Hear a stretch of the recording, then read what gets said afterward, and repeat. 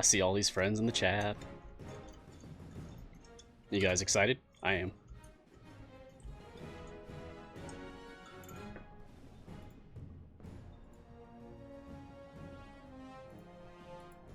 All right. Let's go.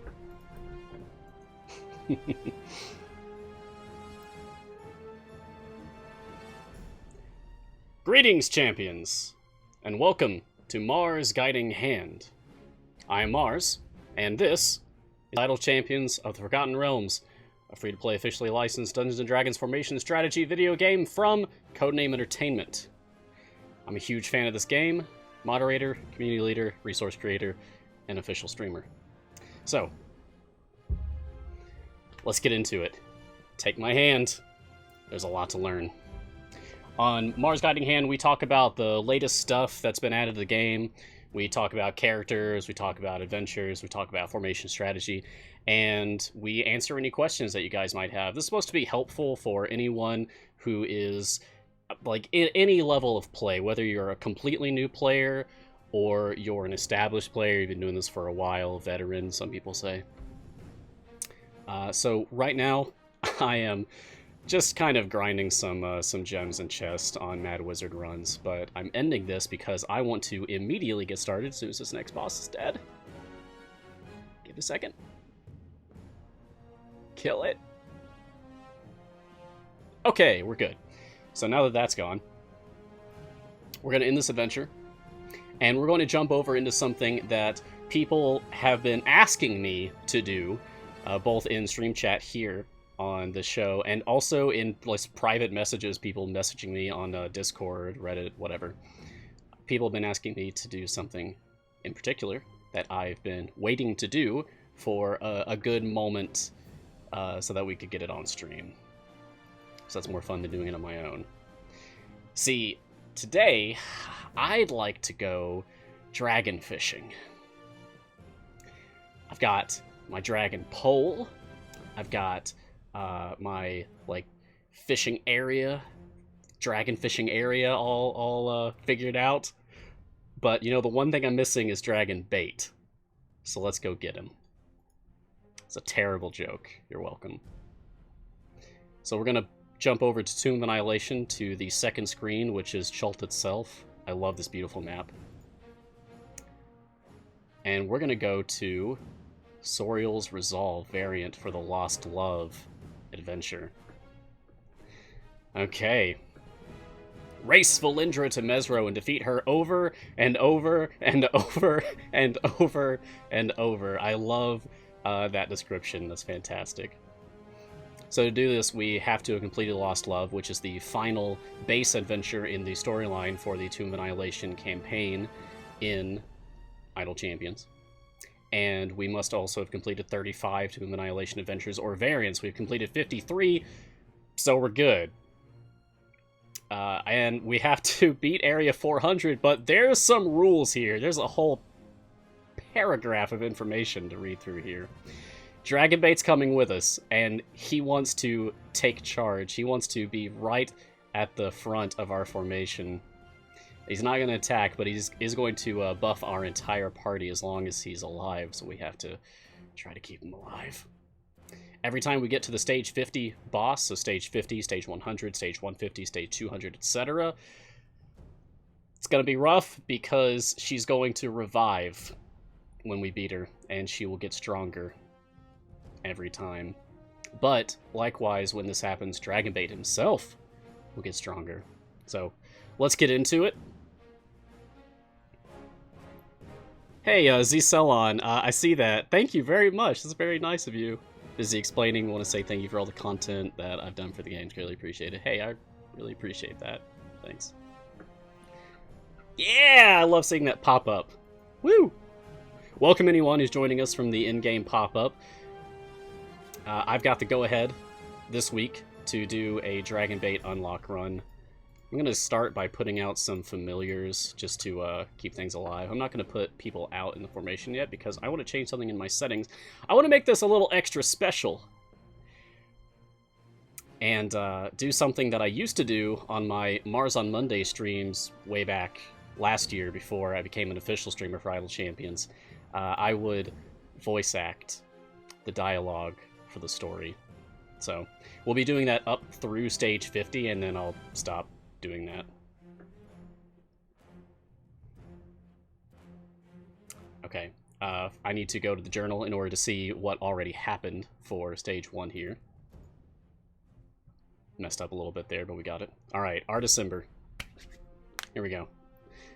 I've sought a way to return to my beloved Alessandra for so long. If the ritual that Saja and Baza shared with me works, all my waiting will be at an end. I will see Mesro and my wife at last. Even with the instructions for the ritual, this task won't be an easy one, Artis. The protective magic that seals Mesro away in its demiplane is powerful beyond measure. Aye, the Barre, the immortal defenders of the city, understood their job well when they hid Mesro away. Creating a bridge from our reality to theirs will task us all. And I don't doubt that Valindra and her red wizards will be all too keen on making things even more difficult for us. We'll be ready for her. And it smells like Dragonbait spoiling for a rematch as much as I am. Fresh baked bread and rose hip jam, just like my gran used to make. That's anger for certain, but roses are the scent of sadness for Sorials. But you need not fear for our quest, my friend. We've come too far to fail now. You and I will walk into Mesro together. Hey, everybody. You like my hat, Margaret? Well, thank you. You guys are the ones who sent it to me. Appreciate that. Alright, who do I want to actually put out here? First, let's just get some levels on click damage, just real quick. And then we're going to pick out what I actually want to use. Well, in continued celebration of the Grand Revel event, how about we get Javi out here? Yeah. Even if we can't set her up as tank because Dragonbait's going to be at the front, we can still use her for support abilities. Which is that she buffs everyone in the 2 columns behind her, so that's fine. We'll just make sure that our DPS is in the back 2 columns of the formation, no problem. Hey, it's your first time tuning in, you really love the game. Oh, nice! That's awesome! Welcome! Glad that you're enjoying the game. This is pretty much my favorite video game. I've been here for like 3.5 years now. Love it. Okay, so we're going to put Familiar on Havilar so that she can just start leveling up. And I'm going to take Mastery of Battle, I think, because I would like to just get a certain imp out on her using her ultimate, and then just keep that out for the whole run. I never could get enough of fighting the undead. Good thing Schultz never seems to get tired of making them. As you say, friend Brunor, there are more where those came from. Normally I would suggest we alter our course, but I recognize this territory. Camp Vengeance lies not far off. This many undead so close to the Templar camp is a bad sign. They might need assistance. Seems like it won't add too much time to our journey to stop by and check up.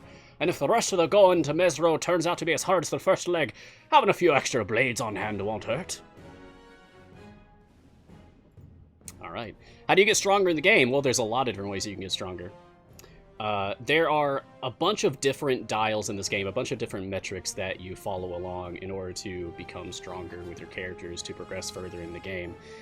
Essentially, the longer you play, the stronger you'll get, just because of the nature of how these progression mechanics are rewarded to you. It's as I feared, the Templar camp is under attack.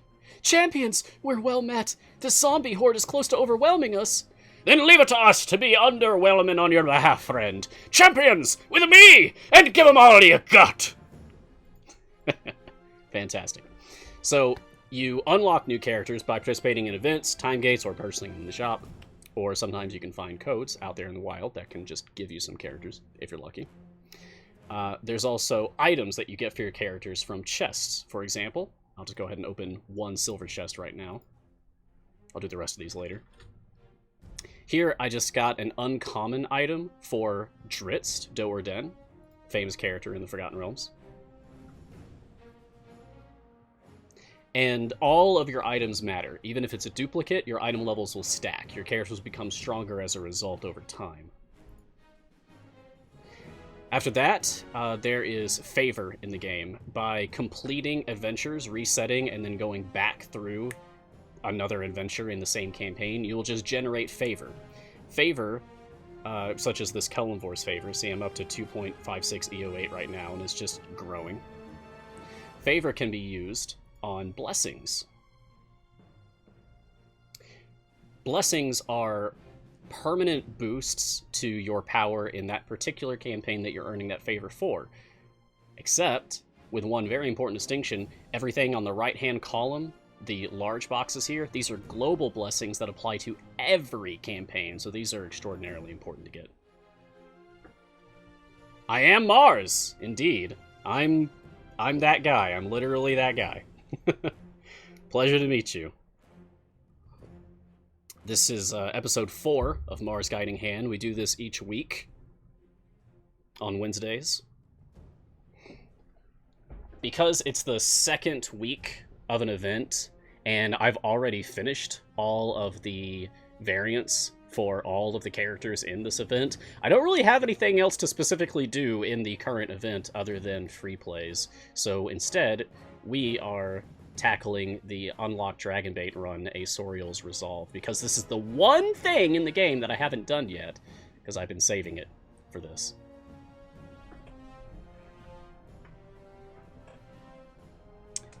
Other ways to get stronger in the game. Let's see. Patrons. Once you unlock patrons, each patron has a different method of unlocking them. It's pretty similar. You just, like, fulfill some goal, like have this many characters unlocked, or complete X number of adventures or whatever. And then there's some kind of cost, whether it's gems or time gate pieces or whatever. You do that, you have access to the patron. And then as you progress through the patron's challenges and through the variant adventures while functioning under the rules restrictions for those patrons, you will gain influence that you can spend on patron perks. The global effects on the right are just like the global effects for blessings that affects everything, so that will also help you get stronger. All Templars, regroup on me! One last stand will turn the tide! Greetings, Commander. Once more, we seem to arrive at the most opportune time. Indeed, and you're as much a blessing this time as the last. Together, we fight! Alright. People in the chat are asking about the chess code, the chess combination.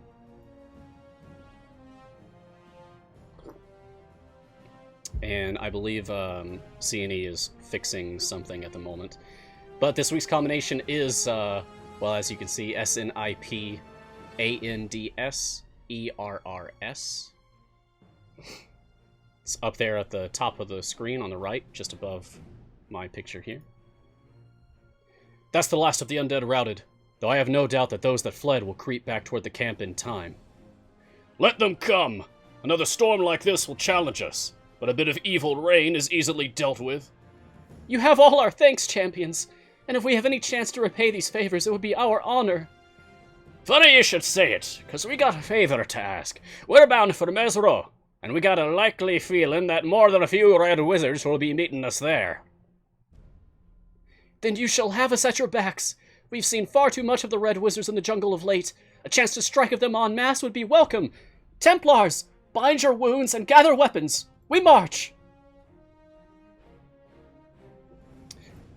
Big Bird asks which makes more sense, buying boxes or saving on the familiars. I suppose you mean buying chest, by which you mean with boxes. In which case I would say, if you're still like asking yourself that question, you should probably still go with chests, because I assume you're pretty early on playing the game. And Garwar and I actually collaborating on writing a guide about gem spending, which I will finish at some point. I've been busy. Anyway. That's a heady scent of ham you're sharing with us, Dragonbait. Don't know what it means for ye, but the one emotion I'm feeling right now is fair hungry. That's the scent of worry for Asorial. Fear not, my friend. I told you, we will prevail today. Dragonbait, a word in private? I think I know what it is you fear, even if Artis can't see it. I promise you, though, that no matter what happens today, You have more friends than you know. Take heart in that if you can. Cool. I'm going to focus a little bit on the game and try to finish setting up a formation here that I want to use. If I'm using Havilar, I would like to have Frida out.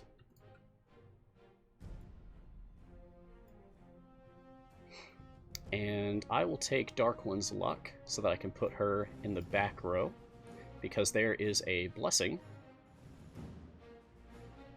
There's top shelf for putting her in the top of a column, and there is a fall back for putting her in the rearmost, which just kind of works out kind of nicely here. What with Dragonbait being at the front. Actually, come to think of it, I don't know if Frida's Hellish Rebuke will trigger off of Dragonbait being attacked. He's not technically a champion right now, he's just an escort NPC, the way that he's coded at the moment. Oh, hey, there's Mars.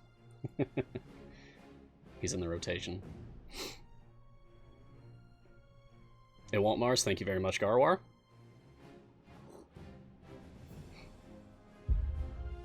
Yeah, I figured NPC escorts generally don't trigger anything. My friends, I know this territory. We draw close to my home of Kir Sabal. If it pleases you, we might stop there and seek additional aid.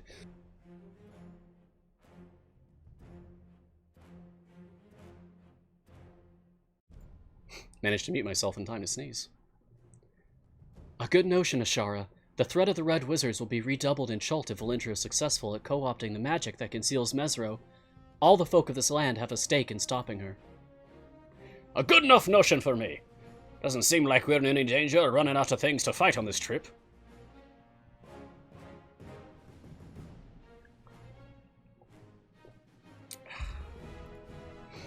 Okay, who else do I want to use here? Oh, you know what? You know who I really want to use? My favorite kobold in the game. Spurt. Spurt is this adorable little guy who debuted on Critical Role, Season 2, Episode 50, as played by Chris Perkins, who was a surprise guest for that episode. He was there for roughly 20 minutes, I think, give or take, and just so many people immediately fell in love with this character that he ultimately ended up being ported over into Idle Champions, where I feel like this is his true home at this point. Still can't get used to the idea that them Stegosaurians is so-called harmless. It's true, friend Brunor. You might think of them as cows. They have no malice in them, but their size and strength makes them formidable if threatened. Ain't their size or strength that worries me so much as them their tail spikes. You show me cows that use swords, I'll be giving them just as wide as berth as I want to give these blighters. Hey, Cini, when are we gonna get cows with swords? Anyway. Right now there's actually a promotion going on in the game for Spurt, celebrating Spurt's anniversary? Deathiversary? I think it's actually called out as Deathiversary in the game somewhere. Yeah, Spurt is technically from Critical Role. Technically. Just not a main cast member by a long shot. Watch yourselves, friends. We've stumbled into the heart of the Stegosaur's territory. I can see something big lurching to its feet beyond the trees. We've apparently woken the Elder Saurian from its nap. Anybody knows a good lullaby to get this beast back to slumber, and now's the time! I believe the RIP Spurt event is still going on. It's up for 11 days, because that's how long Spurt claimed to have lived for. I think he's just bad at math. I think he just has no concept of time. If you haven't seen an animation for that scene, go look one up on YouTube or something, because they are glorious. There are several very good ones out there. Just search Critical Role Spurt animation or something, and I guarantee you'll find one in the top results. I can't say I enjoyed this climb so much last time that I was looking forward to repeating it, and I'm even less keen on how much the floor up above appears to be moving. Be wary, friends. Since the gargoyles attacked Kir Sabal, my people have pulled back to focus on the defense of the city. The jungle is reclaiming the cliffs, and it has a stark appetite. Spooky.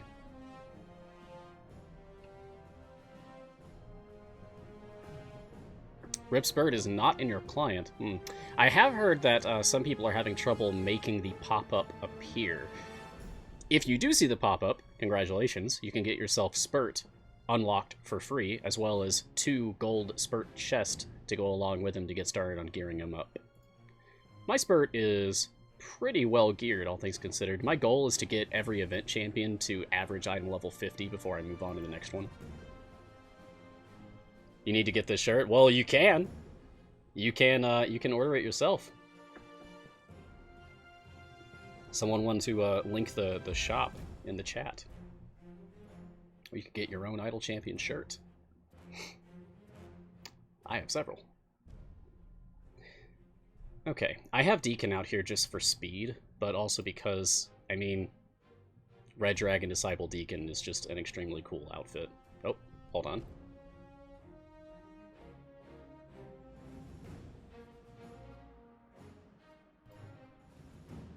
Apologies, I have allergy problems today. Best thing about Spurt, his ultimate. Hilarious. He basically angers a fire giant that drops a giant hammer on him, kills him, and then he becomes a ghost. And while he's in his spooky ghost form, he's actually stronger. He gives a stronger buff to the party. Well, I certainly hope the amount of unpaid yard work we're doing will go some way towards swaying the Aarakocra to our cause. My people will remember your aid from before, Jarlaxle. Never fear. I will speak to the elders of each of the nests to obtain their blessings.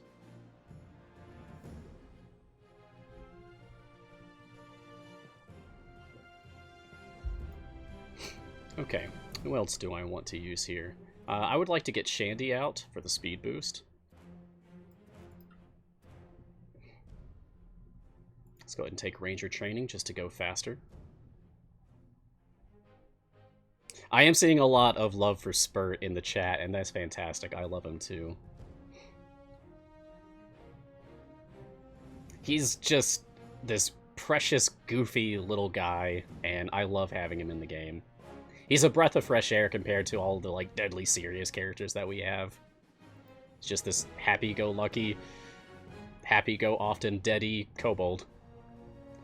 Why not Sentry for Resolve? Sure, we can throw Sentry in as well for her Resolve effect so we can go even faster.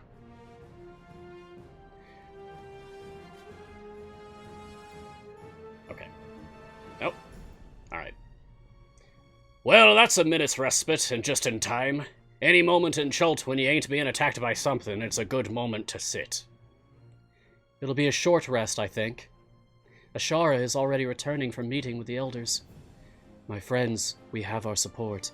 8 of the 12 nests of Kir Sabal will join us on this mission. Aerial support will come in handy, no doubt. Looks like we got ourselves an army to shut down the Red Wizards and their plots.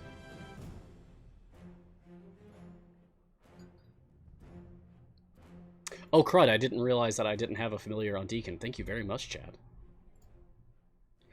Here, Dragonbait, I smell the brimstone of confusion around you.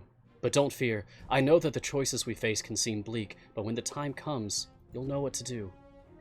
I don't mean to interrupt your one-sided but no doubt scintillating conversation, but we've got multiple points of movement in the trees. Everyone, look sharp! He said the thing. I can see the livery of the battery. Prepare for attack.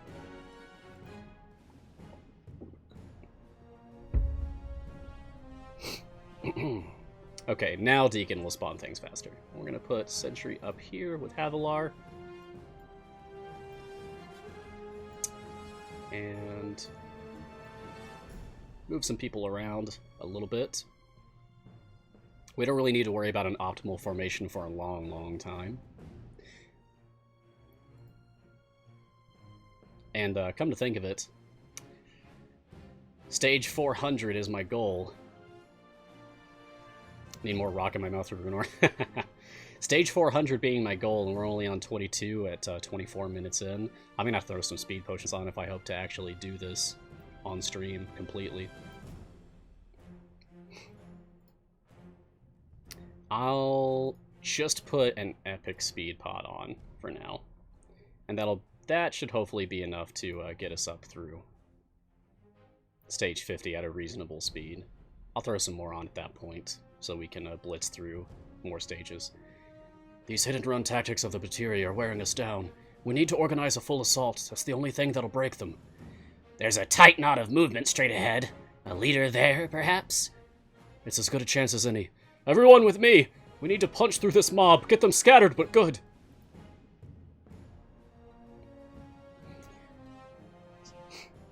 There's the last of them goblin blighters making fast for the trees.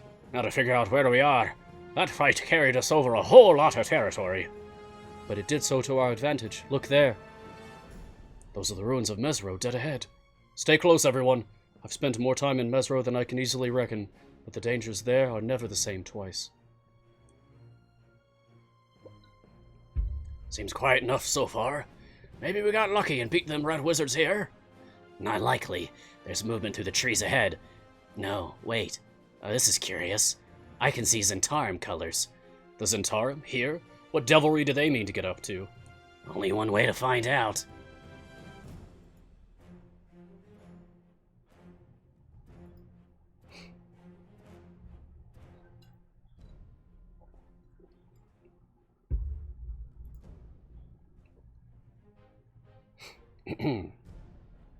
Let's see. Do I have time for any questions from earlier? Oh, someone asked me what tea I'm having today. It's raining here, and I only drink Earl Grey on rainy days. That's kind of a tradition of mine. From my family. Don't matter what part of Faerun they're in, Zents ain't never in it for the long fight. They'll regroup in the jungle, no doubt, but they'll think twice about bothering us again, I'd wager. Right. I had a brief chat with one of those survivors. It seems they were watching the Red Wizards and followed them here, hoping to learn what they're up to and use it to the Black Network's advantage. So that Valintra Shadowmental's got herself here already. Good. It'll make the hunting easier. Come on, all, and stay sharp. Them Thayans is gonna be close and waiting for us.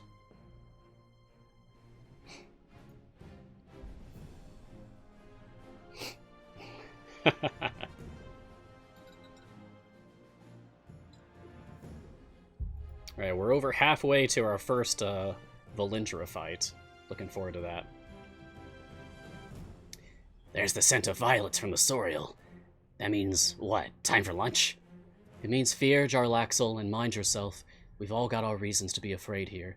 The only thing terrifying me is the complete absence of treasure so far. No, wait, there's a corroded copper piece. Well, I'm set. Enough with the griping, Drow, and stay sharp. I can sense evil all around us. Getting closer.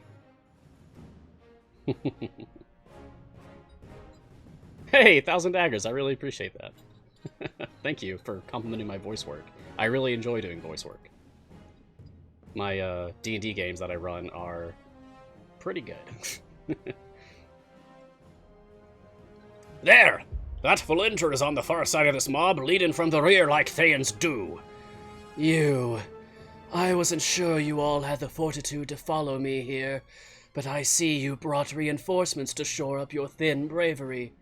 A pity they won't last any longer than you will. You talk a lot when you should be fighting. Another thing I seen in too many Thayans. Champions! Templars! Warriors of Kir Sabal! This is the fight we've been waiting for! Thanks, Andy. Appreciate it. Oh, I do not know how to say that full name, so I'll just call you Sire. Thanks for tuning in, Sire. Hope to catch you next time. Thank you.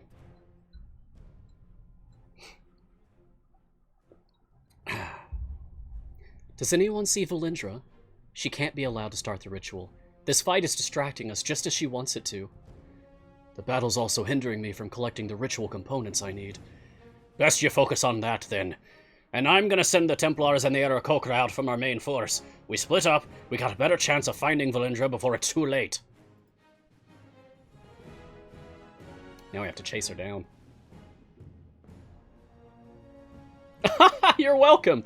I have an uncanny knack to say people's names correctly on Twitch. I have a running, I don't know, high score of getting it right. Thanks for saying so.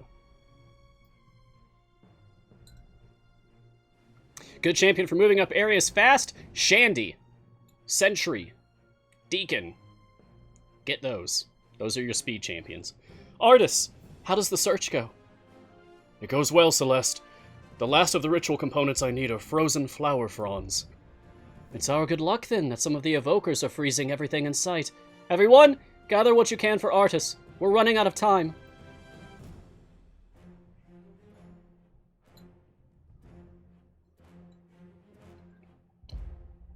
Almost there.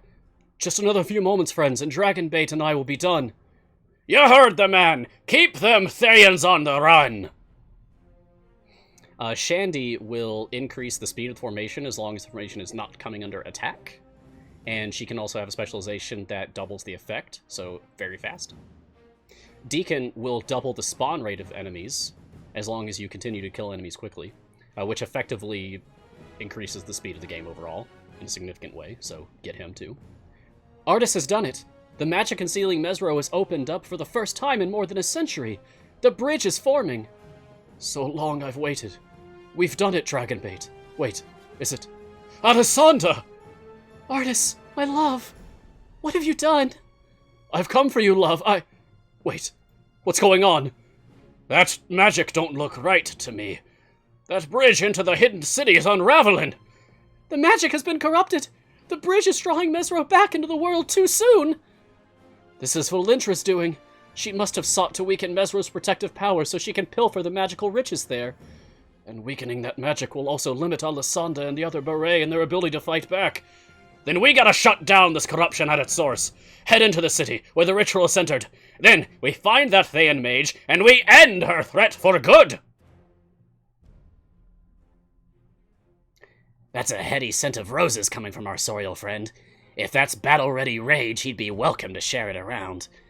Roses are for sadness. For Dragonbait, Charlaxle. Sadness?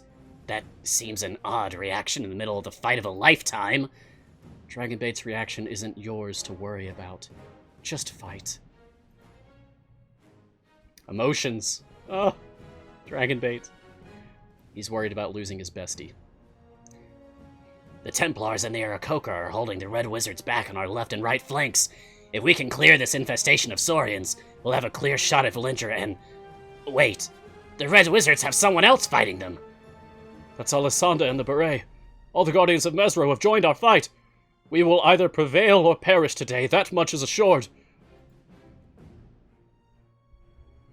Xander is technically a speed boost champion, but... your results may vary. I don't use him for that. Minsk is a little better, though. However, he is a core evergreen champion, so you don't need to worry about unlocking him from an event or time gate. You just have him already. Valintra! Your treachery and your corruption of Mesro's power ends here! Indeed. And you have considered that ending the ritual will send Mesro back to its demiplane and seal it away for all time? If this is what fate ordains, then so be it. I will give up my quest to see your threat ended and my Alessandra made safe. Then you are every bit the coward I took you for. I will see your undead husk serve me when this is done, and will see the Ring of Winter on my finger. Destroy them all!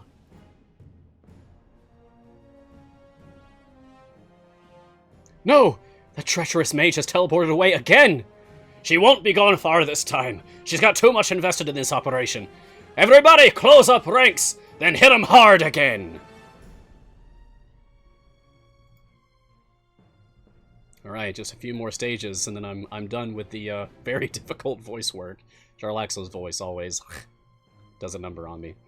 We've got company coming in on all sides. Watch yourselves. The Red Wizards are falling back. The Templars and the Beret have them on the run. They'll be looking to regroup with Valintra. Keep close on them. They'll lead us to their master, and then we can finish this fight for good.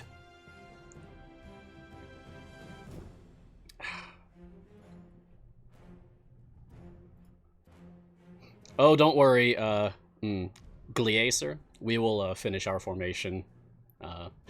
It's difficult to balance doing all the voice work with the dialogue, reading questions, answering them in chat, and then also worrying about my formation all at the same time. once I don't have to worry about voices anymore, I'll be able to balance things better. There! I see the red wizard. What? Hey! Here's a thing that's happening! Thanks, Havilar's imps! That's, huh. I didn't know that would happen. Interesting. There, I see the red wizard, but she's changed her look in a way I'm not crazy about. This is Valindra Shadowmantle's true form, a lich in the service of Zastam. Living or undead makes no difference to me anymore. Your devil ends here, Thayan. Your evil ends here, Thayan. Brave words, mortal. Shall I tell you of all those who uttered words so similar before they fell at my feet, or should I just let you meet them? My skeleton guardians, destroy these so-called champions. Alright. And we're done. Great. Valindra has fallen at last, and the ritual is remaking itself. Artis, my love, I cannot cross to you. The veil restores itself. Come to me before it's too late. The bridge won't last long, Artis. You need to flee. I would it were otherwise. I owe you all so much. Dragonbait, come, my friend. Wait, Dragonbait, why do you tarry? Artis, Dragonbait has words he cannot share, so I will share them for him. He bids you farewell in a long life, but it's your destiny to reach Mesro at last, not his. My friend, I'm sorry I was too blinded by my goal to know your mind. Know this, I am here because of you. I am alive because you came into my life, because you carried me when hope was lost. Goodbye, my friend. Goodbye to you all. He's gone, and now the bridge goes with him, and Mesro is lost again. Runor, are you all right? Aye, lass. Just got a little something in me eye. Come on, Dragonbait. You stick close to me. And when we're clear of danger tonight, we'll raise a mug to Artis Simber and all our adventures to come.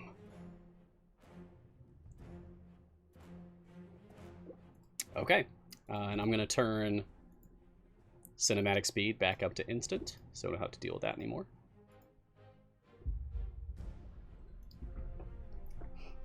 They have a really sweet storyline in Tomb of Annihilation. I really enjoy that. Artis and Dragonbait, best friends forever.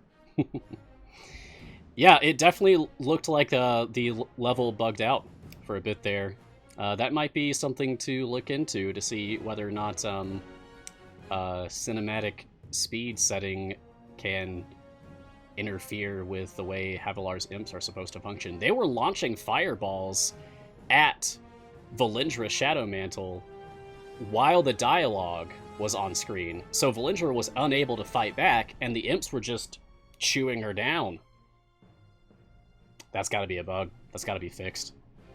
I would not count on that staying like that forever. I bet that's something that's going to get adjusted. Bug or feature.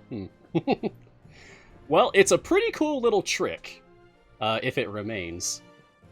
Not something we can probably count on for very deep runs into difficult variants like this, but still. Alright.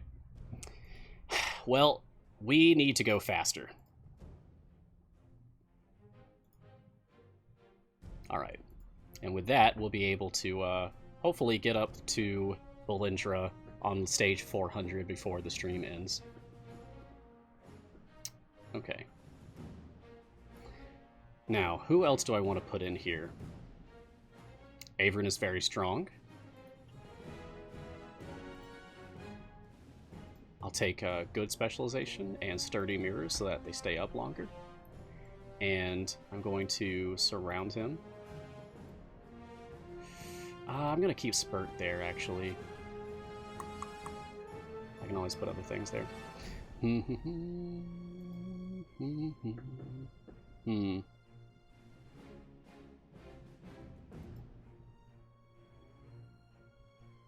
Oh no. Do we have any requests from the chat for characters that you'd like to see used in this adventure. I can always adjust the formation later on if we're running into problems, but if there's a particular character that you'd like to see on the screen, then let me know, and I'll put them up there. I'm going to keep a familiar on Spurt's ultimate just so we can see that happening, and he will go into his ghost mode. Seeing he's asking how are people finding Spurt, and I love him. I love this little guy. It's a rough slot to be in, because I also really enjoy using Gromma. Both her mountain specialization and her Arctic specialization are extremely good for pushing. Spurt is undeniably a strong buffer, but kind of the name of the game right now is stacking debuffs. That's kind of like the meta optimal strategies at the moment. Is all about stacking debuffs, and Gromma's a part of that. So I regularly use Gromma for slot 3, but I want to use Spurt for today, specifically because I love him, and he has that promotion going on right now. By the way, if anyone was curious about how my event went with the, 100,000 tokens that I had at the start of the event last week for some weird reason, I swear I have no idea what happened there. Anyway, it's never happened before, and probably won't ever happen again, but I was able to fully epic my Havilar as a result. I've never been able to do that before. It was a total of 30 silver chests and 24 gold chests, by the way, in case anyone out there is interested in the metrics of how many chests it took. Regis, Xander, Delana, Neris. Regis and Delana. People really want me to put Delana out here. Okay, if that's what you guys want, I'll put Delana out here. I'll just take Fauna Magic. And I'm going to move Delana up here. And I'm going to move Spurt over here. And you want Regis too, right? Okay. Actually, I'm going to take Behind and Magic. Oh, look, we're on the stage 100 Volindra. This will be fast. One more. And she's done. Great. Alright, let's move this around. And now Regis is going to be able to buff Delana. Alright, that's better. Ooh. Okay. Okay. And we will, again, adjust the formation to be more optimal if we need to later, but right now we're just trying to get up into high stages.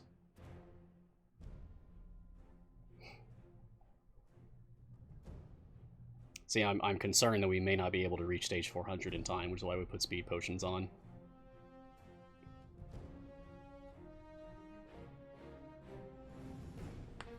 Karawar says, no, Delana. Well, unfortunately, I've made my decision. Hey, maybe we can actually try to set this up to be a Delana formation. I know she gets a lot of hate in the community. A lot of people are kind of hard on Delana. I suppose someone has to be the punching bag. But she'll have her day.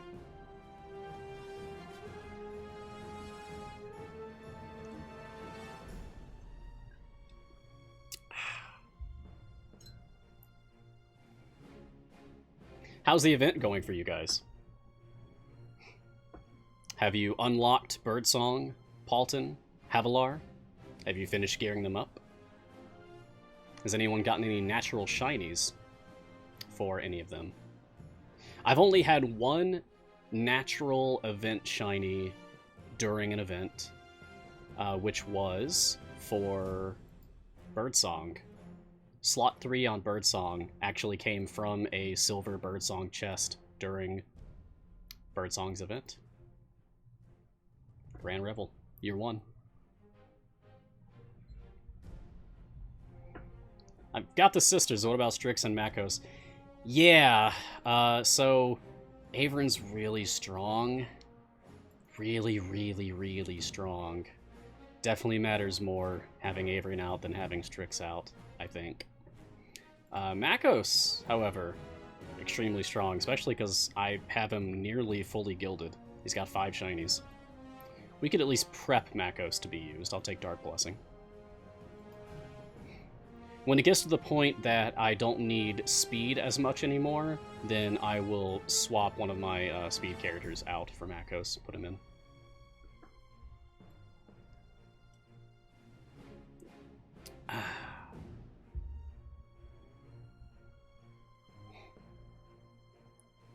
Gecko says that even with a sub-par gear, I suppose, they're saying, Spurt seems to be much better than Naeli. I would have to agree. There is an important distinction, though, an important difference, in that Naeli can tank mobs, can stack mobs on her, and that will increase the effect of her buff. So if you have a particularly beefy Naeli, that buff can get pretty big.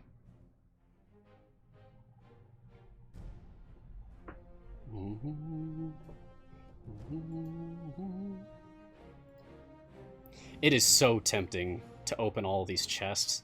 I don't like saving up chests. I almost always open my chest immediately, but the whole point of today is unlocking Dragonbait. So I'm trying to hold off until we have him. At which point I will then spend all of these gems on more gold chests and open all of those along with the silver chests in order to try to gear him up quickly. Some people like to save up 60 total gold chests before they unlock a new evergreen champion, such as Dragonbait, or Azaka, or Dritzt.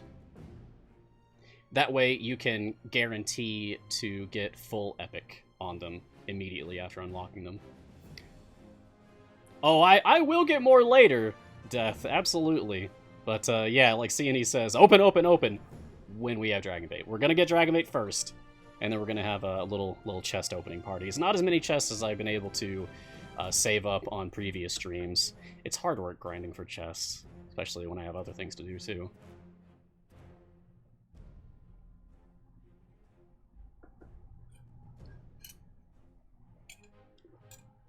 Ooh, there's a comment in the chat that I'm seeing that I really like. I think Frida is my favorite DPS just because of Hellish Rebuke. Yes, yes, yes. Frida is my favorite character in the game. She just is, straight up. I love Frida. I've invested a lot of blacksmith contracts into Frida. I'm looking forward to her being adjusted, hopefully, in the Year 1 Part 2 balance update. Wait. She's not Year 1. She is Year 2. She was the first champion of Year 2. At any rate, hopefully, she will get a balance adjustment at some point. Kind of get brought up to speed with the other DPS champions that are competing for. This is my own account. I could have unlocked Dragonbait day 1. But I held off specifically, and it was very hard, I held off specifically on unlocking Dragonbait so that I could share the moment with you guys. I wanted to do this on stream. I just had to wait for a good week when I'd be able to do it. This is that week. We're doing it. We're coming up on round 3 with Valindra soon. Let's take a look at how this stuff actually works for this adventure. So Soriel's Resolve. Dragonbait gains more resolve, increasing his health, decreasing his damage taken, and increasing formation's damage. Current total health is 2,000. Let's compare that to my actual tanks, who are over 20,000, it looks like. Yeah, so that's not great. Dragonbait does have some damage reduction, though, so that's useful. And Dragonbait is granting a global damage buff. It's almost like he's an actual character right now, an actual champion. But once we have finished this variant, we will have him as an actual champion. Yeah, I'm not really worried about it, Drake and Oakleaf. I'm not really worried about not being able to take down Valindra. But it's more of doing it with style. If I could set up a completely optimal formation and just breeze through this, I'm sure. But what's the fun in that? That's not fun. I like a challenge. I talk about this on my show sometimes. Anyone who knows me very well in the community knows I have very much proven the fact that I love a good challenge by making up my own for the community. And that mentality has never changed. Who is my favorite tank? Oh boy. Who is my favorite tank? For actual tanking or just for style? For actual tanking, it's got to be Tyrell. Tyrell, in his wild shape specialization for his bear form, is extremely strong, extremely durable. I showed on the Idle Champions Discord, joined the Discord by the way, last week, I think it was.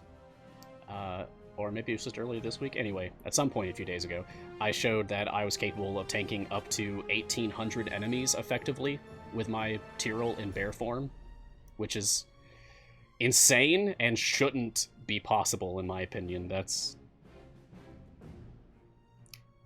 too many skeletons. Anyway, if I'm not trying to make some kind of a super optimal formation, then I like doing other stuff, like Havilar. I love Havilar. I got Havilar full epic. She's Farida's twin sister. She's a tiefling. I love tieflings. A fighter who fights with a glaive, which is my favorite weapon of anything in Dungeons & Dragons. I love Havilar. She's awesome. So I like using her.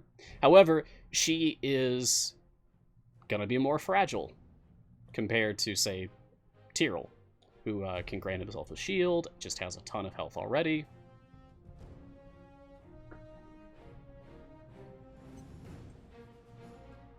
But I love her mechanics, and I love her animations, and I love her attitude.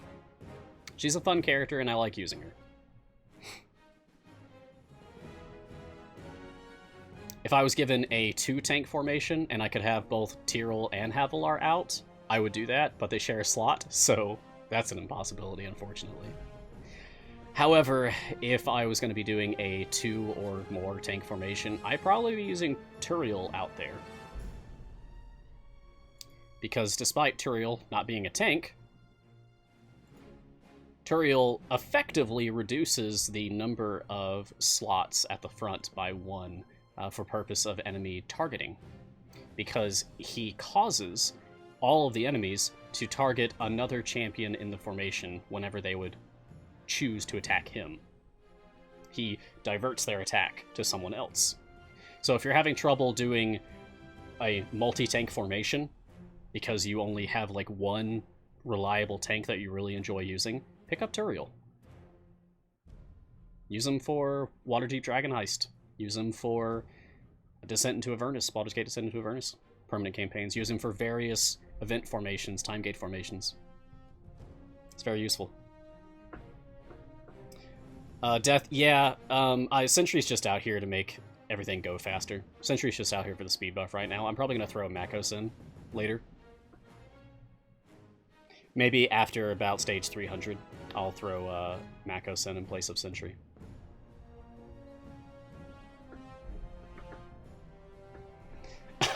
Zirian, I have to agree. It can be confusing. Their names are very similar. What 3 tanks do I use for Avernus? Oh, let me think. I would use Tyrell, not a tank, but I've already talked about how that works. And I would use Tyrell, and I would use Ayla. Because Ayla has this basic attack mechanic where she hits something with her hammer, causes it to get knocked back, and when an enemy is knocked back off of your tank line, it re-chooses their target. So they might shift over to Tyrell instead. Plus, Ayla's just great. Ayla has that Call Lightning debuff that she puts on people. It's fantastic. Extremely strong character in the current meta.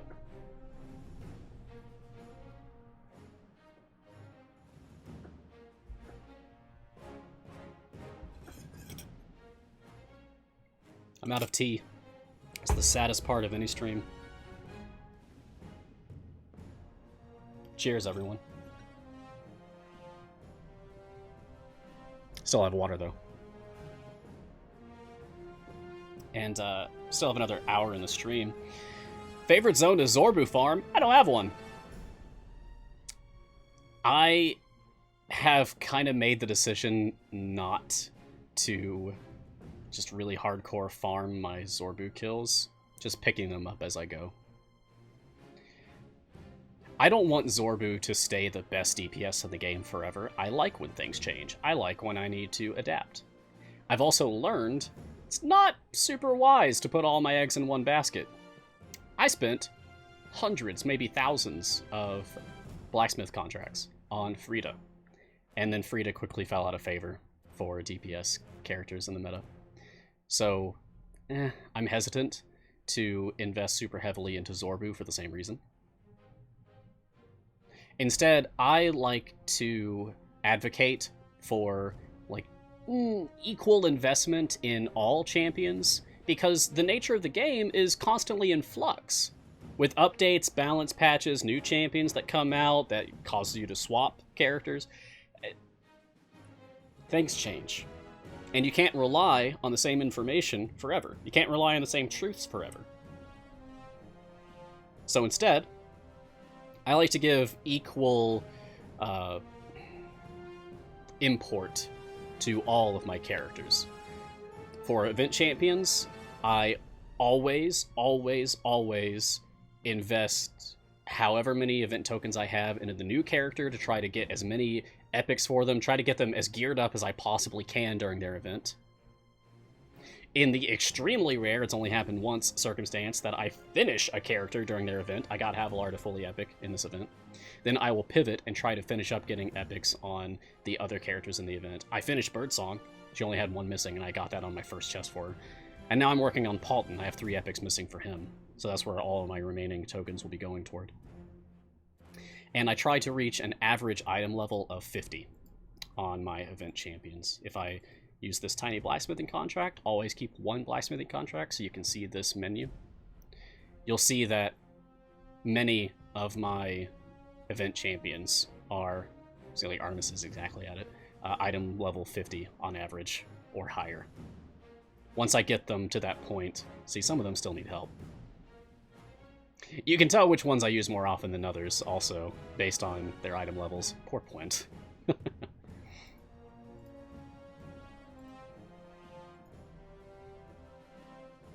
I do. I love all the champions equally, in terms of concept, what they bring to the game, my general excitement for them. I get excited over every character release. I do. And I save up bounty contracts between every single event, and then I use all of my bounty contracts on every single event, including this one, even though I started with so many extra that I shouldn't have had. I always go hard on every event, trying to gear up every character.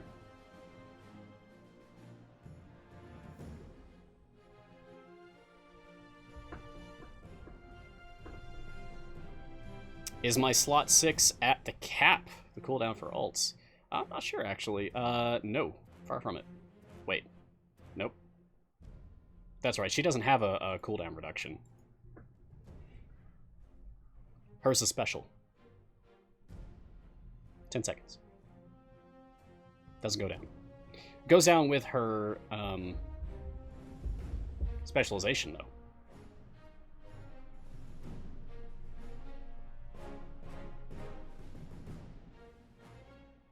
Oh, that was for someone else. Okay. Is my Tyrell slot 6 max, though? Yeah. Let me just, oh no, that's not what I want. Let me do this. Tyrell slot 6. It is maxed out and shiny. Unfortunately, it is a waste of a shiny. It was maxed out before it went shiny.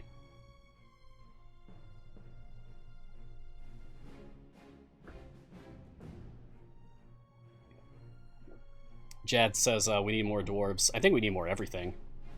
Personally, I think we need more half-elves. Nah, we need more everything. I want to see other exotic races too. I would love to see more exotic races brought into the game. Like, give us a Triton. Give us Genasi. Those elemental people. Very, very cool. I have a character that I made last year, I think, for a game that never happened. That was essentially an air Genasi. So I'd like to see Genasi. I asked for ASMR for the longest time, and then they finally gave us Turiel. Yay! More ASMR, please, since we get more tieflings. The ASMR have some catching up to do.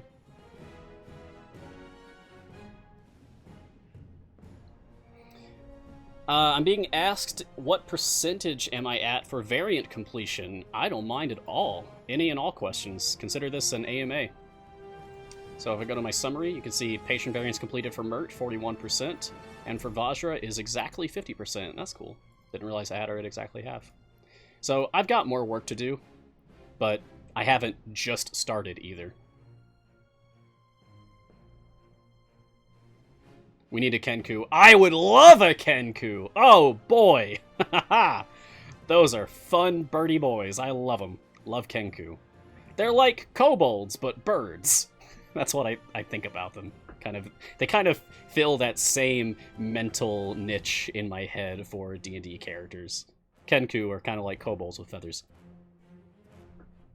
I completely agree. More Kenku.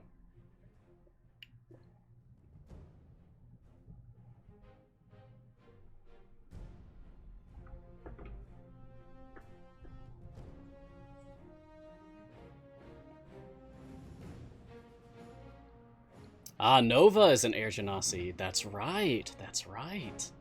And we know that Nova is eventually coming to the game. So, I'm very much looking forward to that. That's going to be good. It'll be cool to see the Heroes of Erebos finished. We've got Keelek. We've got Sentry. We still need Nova and Lucius. Is that right? I've only just started listening to the show, but it's a lot of fun. I watched last week before the stream, like the night before the stream, I watched the actual play, like, recording at a convention. Was it PAX 2019? Anyway, it's the one where Havilar was played by Aaron M. Evans alongside Killick and Ayla and Paulton, and it was a delight. They went to the astral plane, and it was this whole plot with, like, demons and angels and Gith Sarai and Gith Yankee, and it was really cool. Check that out. It's just a couple hours long. It's really fun.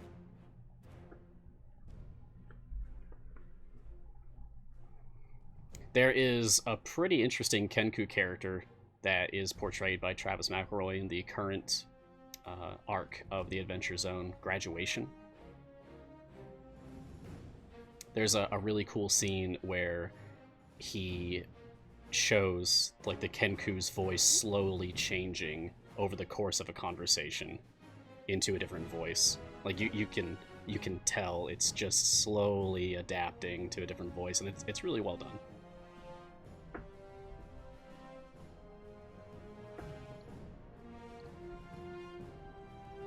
Ah, Dwarven Defender would be cool.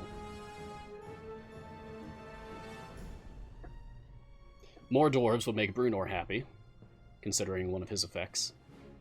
One of his formation abilities. Brunor likes to have other dwarves in the group.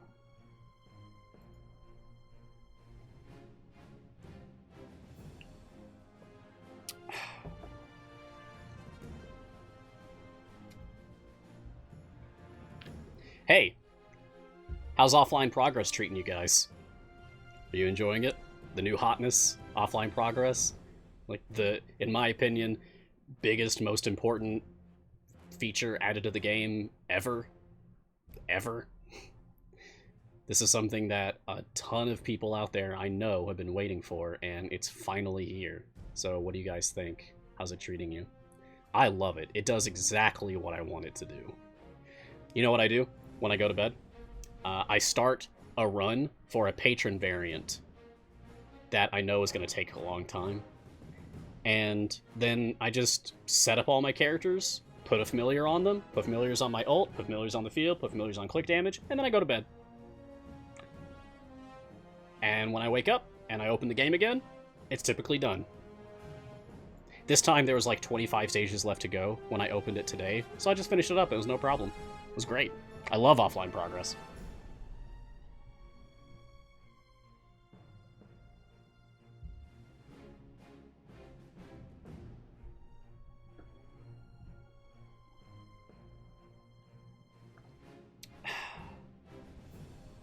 Stay hydrated, everyone.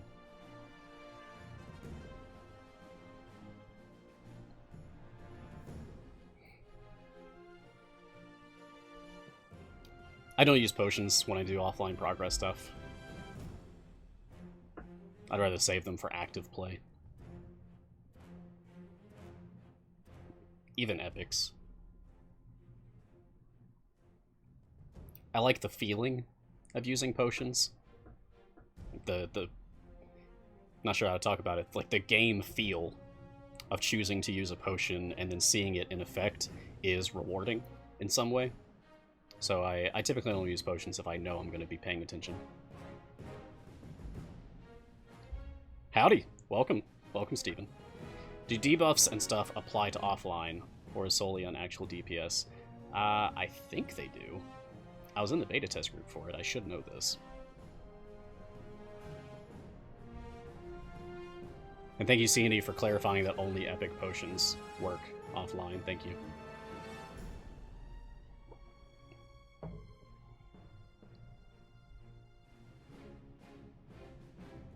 That's really nice of you to say, Jadisero. And I agree, I truly love this game too.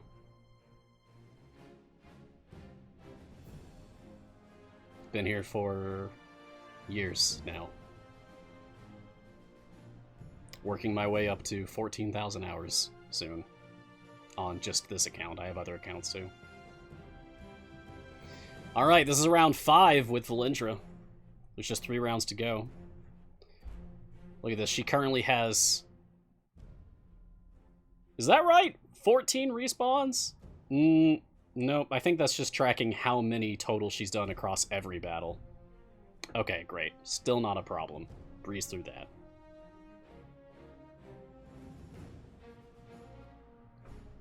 You know, I remember, and what sets this apart from me, I'm not an idle game player. I'm not.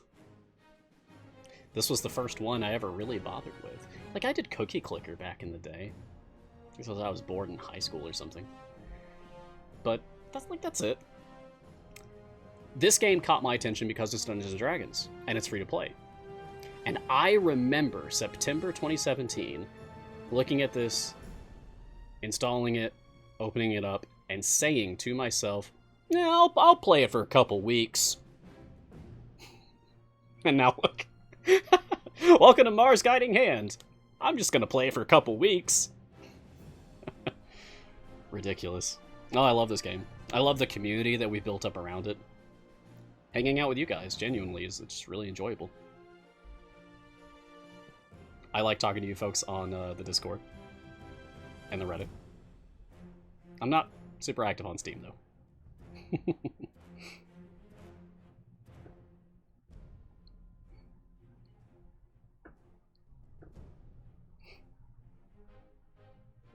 Someone asked way earlier in chat, and I apologize for not addressing it then, but I was busy with all the dialogue reading that I was doing for the adventure that we're in. But somebody asked about my character of Mars for the game, and I don't think it'd be super kosher for me to talk about that, but essentially it is my dream to have my own character in Idle Champions after like everything I've done for the game and the community, and continue to do and will continue to do. It means a lot to me, and to be like immortalized or something in the game like that would be amazing. And to that effect, I asked on the 100th Q&A on Reddit yesterday, like, oh, what's gonna take? And apparently it's get on Critical Role. So Matt Mercer hit me up. I tweeted about it, and we'll see. I don't expect anything to happen there, but stranger things have happened, I suppose.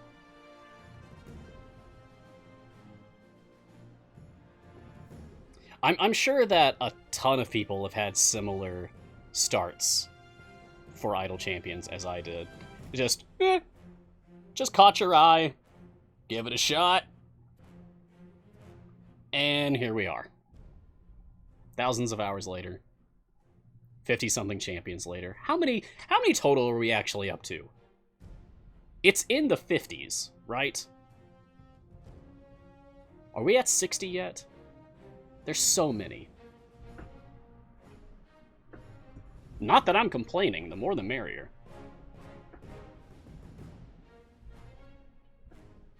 $57 feels right. I was gonna guess 56?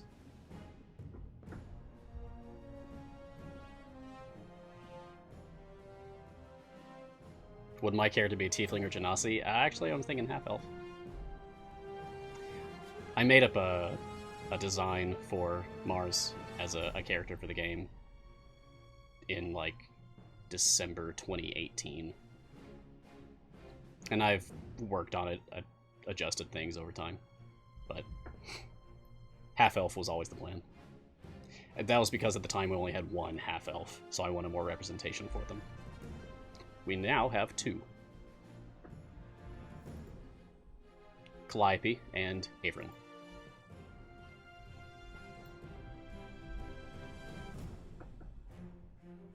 How often are events? Every 3 weeks is correct. Yuki the Snowman.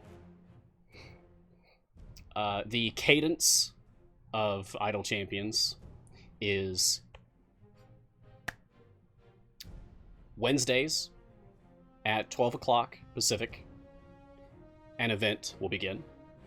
The event will then run for 12 days, ending on a Monday at 12 p.m. Pacific. Then you have like a 9-day period where there is not an event running. And during that 9-day period, that weekend will be a natural time gate weekend, and that will last for 3 days. Beginning on Friday at 12 o'clock Pacific, and then ending on Monday at 12 o'clock Pacific. Then, 2 days after that, the next event will start. And that's your typical cadence for Idle Champions, the way that events and time gates and all that stuff work. When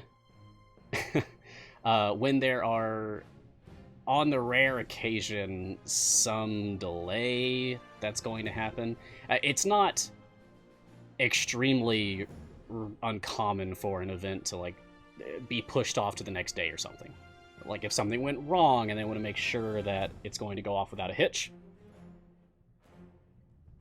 Supposed to be an Idle Champions joke there. Anyway, if they want to go off without a hitch, then they might push it to the next day. But in that case, which has only happened maybe once or twice, they will extend the end of the event for a day as well. So you don't actually lose out on any time. It's very generous like that.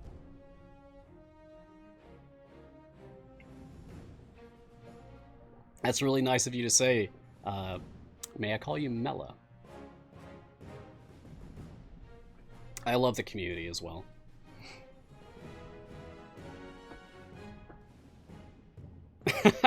I agree. Hitch might need some help. Although, honestly, maybe not. I think Hitch does pretty much... I don't know. Hitch kind of hits this sweet spot, in my opinion, for a character that you can unlock that you don't necessarily start with. You get Hitch by signing up for the newsletter. Once you sign up for the newsletter, in the very first newsletter you'll get a code to unlock Hitch with on your account. Or you'll just have Hitch added to your account if you're a mobile user. I think that's how it works.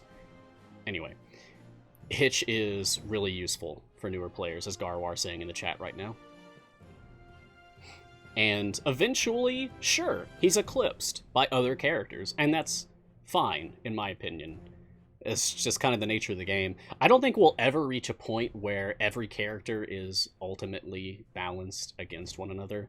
I just feel like that's generally an impossibility in any game that features many characters with many different abilities and how they function and the challenges that you face as you use them. I just don't think that that's possible, really. You can strive to get as close to that balance as you can, but I don't think you'll ever actually quite hit it.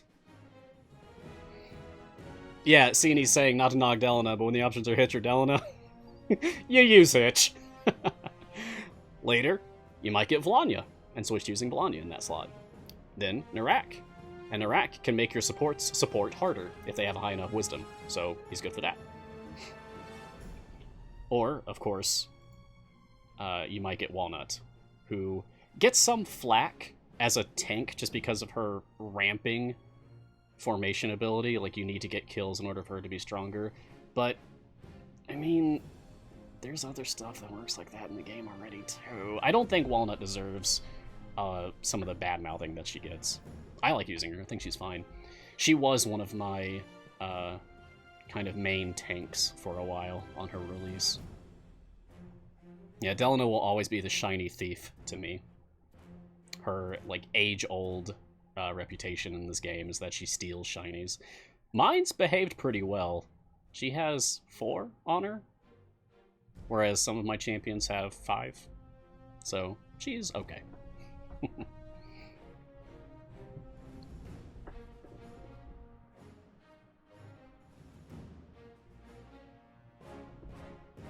Yes, Asini is saying when you're still using Jarlaxle a lot in the early game, Hitch is great because Hitch is a rogue, and the more rogues and Drow you have on the field, the stronger Jarlaxle's gold find will be, which you desperately want to invest in when you're new so that you can ramp up your favor gain more quickly. Push further.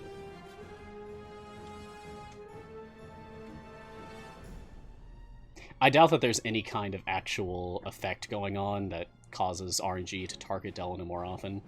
I think it's just like confirmation bias. When it happens, people mention it in the community like, oh, Delana stole one of my shinies, and that just feeds into this belief that she's actively stealing these things.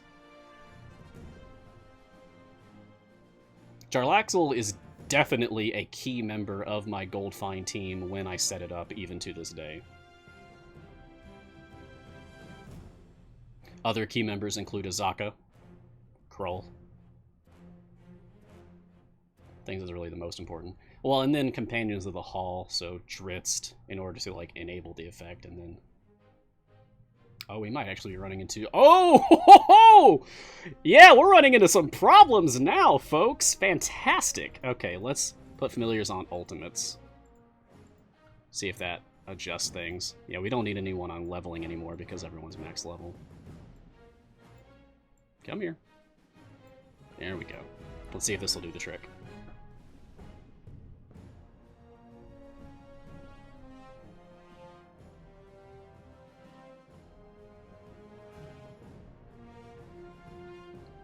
My apologies, but I'm probably going to have to focus on the stage 50 boss fights from here on out.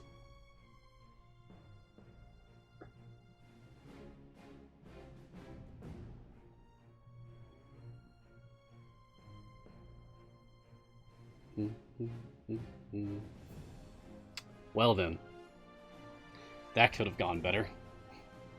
Okay. Sorry, Sentry, you're definitely not helping anymore. With Macros out here instead? Let's see if this goes any better. Maybe we'll be able to chew through her health faster before we all go down. Oh, we'll definitely swap to Krull if we need to. Krull is kind of like the trump card for this. If we have to switch to Krull, we will. Yes, I know, Garwar. I was tempted to just copy successful formations that people have posted in the community, but there's no fun in that. It's more fun if we work on this together on stream live, right? Yes, I have no heals or shields. We should fix that.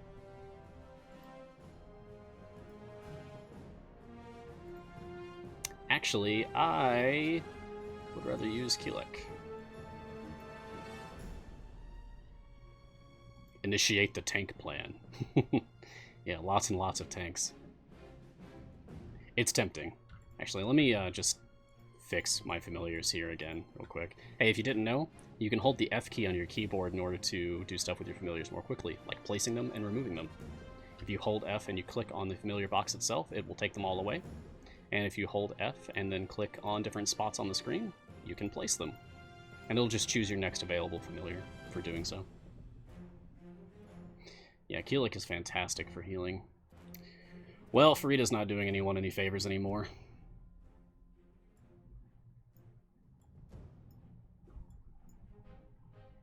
That's better.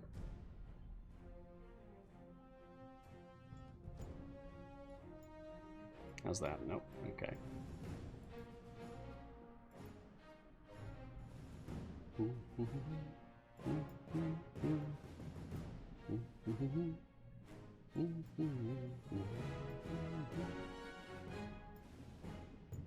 What was I doing?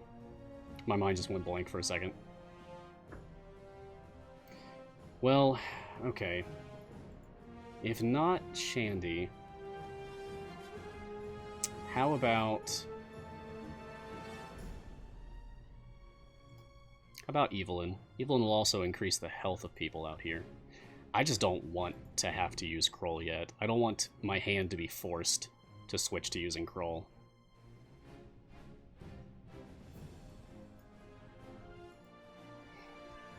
Okay.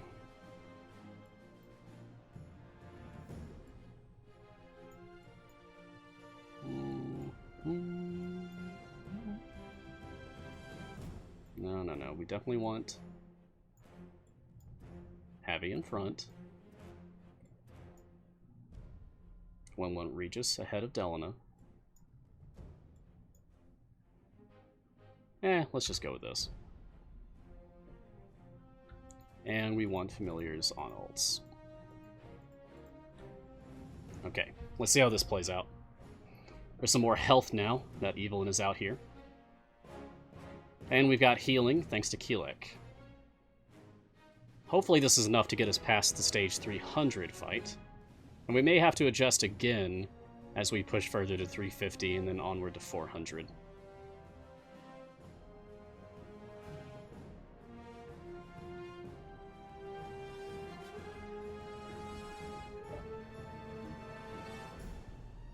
And I'm out of water. Fortunate. It's true, I may need shields. In which case I'll have to think about what shields do I want to use. My Calliope shields are probably my strongest. She has very high item levels and shinies and stuff. But do I just want to use other shielding options instead? Oh, Ray and I would love to get up and get a cup of tea. Hey, we beat 300. Fantastic. I don't want to abandon you guys, even for only a minute.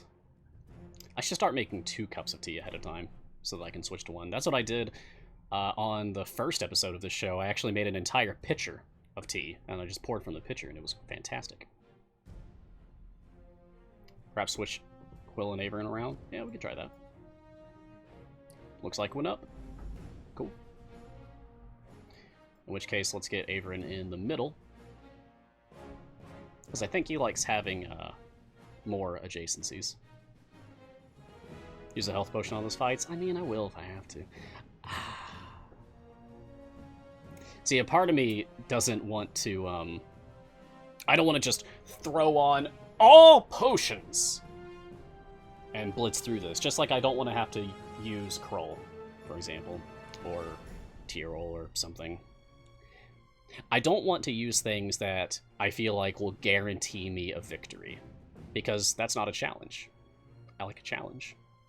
I like winning with a suboptimal formation.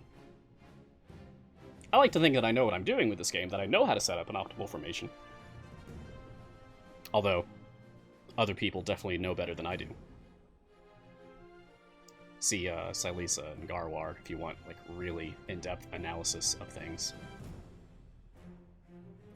And just earlier today, someone in the community, Kial, hope I'm pronouncing that right, showed that they were able to legitimately beat stage 900. 900. My current record is 747. Did that last week. So they are leagues ahead of me.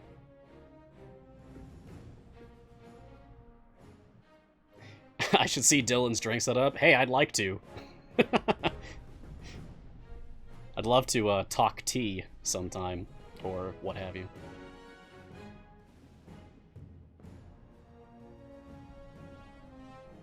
Yeah, Sorios Resolve, this is fun. I really enjoy variants like this that really kind of turn the game on its head. Like here, you're forced to use this champion, and every boss fight is way harder because there's resurrection mechanics, and it gets harder each time it reses. There is a similar variant for Dragon Down? Is it Dragon Down? Where you're fighting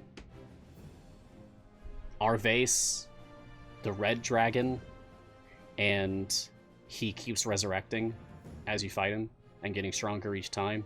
The visual effect for when it happens is really cool, but then also the actual fight is just awesome. It was really exciting when that event was live and people were posting their formations and discussing like how to get through it. It was really cool.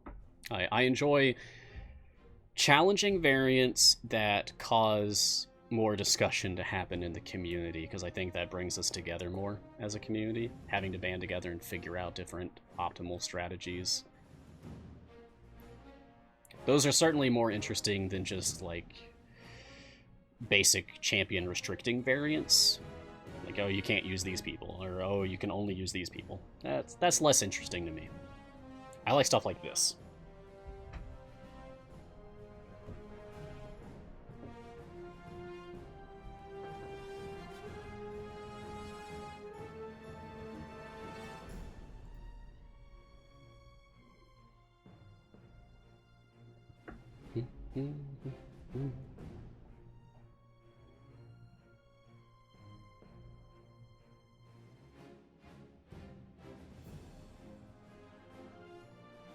Scribbling notes. I'm glad that my opinions matter. I think in the end, all of our opinions matter. That's why we have so many different routes for feedback for the game. You can submit tickets for bug reports. You can discuss the game on Reddit and Steam and Discord. We even have specific channels in Discord for suggestions and ideas, and then also bug reporting on different platforms for different channels. It's a really good community. CNE's very open and approachable. They don't have time to answer every single question or reply to every single suggestion, but oh yeah, and the Q&As, of course. We just had the 100th Q&A yesterday, where I asked about getting my own character. That's been a long discussion in the community. Every time it comes up, people saying like, oh, you want to be a champion or a patron? Honestly, I don't know. Oh, Giant Dwarf. Excellent comment. The end fights in the recent Dragon Heist adventures were really dynamic and fun. I showed them, or at least one of them, on my stream for episode 2? Was it episode 2? I think it was episode 2 of Mars Guiding Hand. And, I loved that battle in the Vault of Dragons. Man, that was cool. Love that. It was fantastic. You have the Gold Dragon assisting you. You're up against Manchun. Or some clone of him, perhaps. Anyway. Really cool mechanics at play there with a simulated saving throw mechanic. There's only a couple of those in the game so far, but that is promising. Makes me feel like we might see more of that in the future, so it might be something that we need to get used to seeing more often, and I really hope we do, because that only elevates the game, in my opinion. Because that's something, like, that's an idea adapted from Dungeons & Dragons, which is what this game is based on. The more mechanics that are adapted from D&D put into this game, I feel like the better.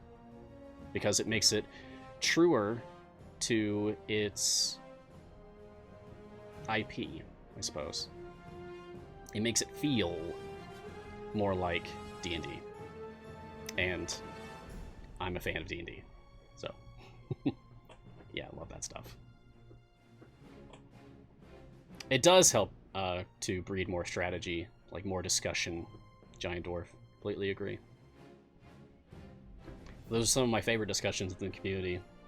Even if I'm not always directly involved, I'm always monitoring every chat, every thread, everything. And that's always my favorite to follow, is when I notice, like, people are talking about some particular variant with, like, special boss mechanics, or some kind of, like, really special environmental effect or something, and they're talking about how to deal with this with their available champions. That's always interesting to follow along with. I see what you write. I'm a moderator, I have to. I have to watch what everyone says.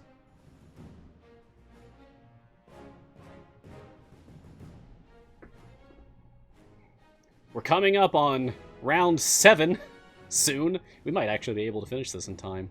Good. If we beat stage 400, we'll just keep going. We'll just coast along and see how far we can go. At that point, I'll just switch to an optimal formation and see how far we can push it. Because that might be fun. But that's if, and a big if, we're actually able to beat 400 on stream in 30 minutes or less. Like ordering a pizza.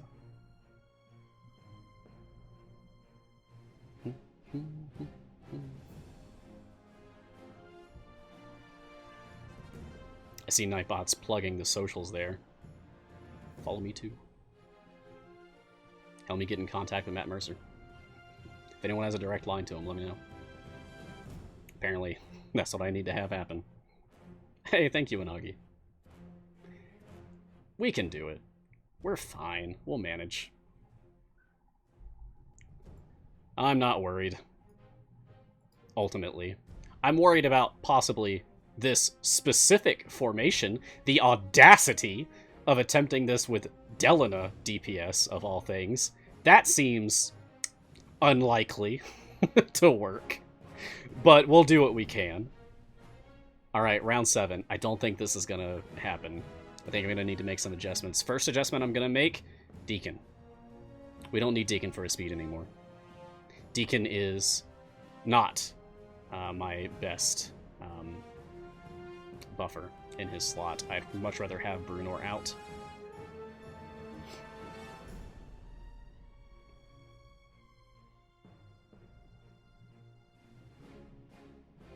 Dragonbait's already down, which doesn't bode well. Not long after that, people were falling in previous bouts. Let's see how it goes. Look at that healing, though. Keelik doing the work. Bringing everyone up top. It's pretty much just a race to when she starts one-shotting us. Might just be a situation where we need more health. More shields. If we have to put nothing but tanks out here, we will.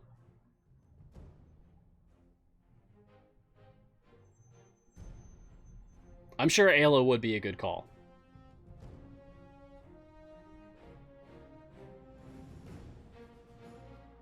I see people suggesting Ayla in the chat. Yeah. I love using Ayla. But I'm going to see if I can get away with it without using her. All tanks and Delana.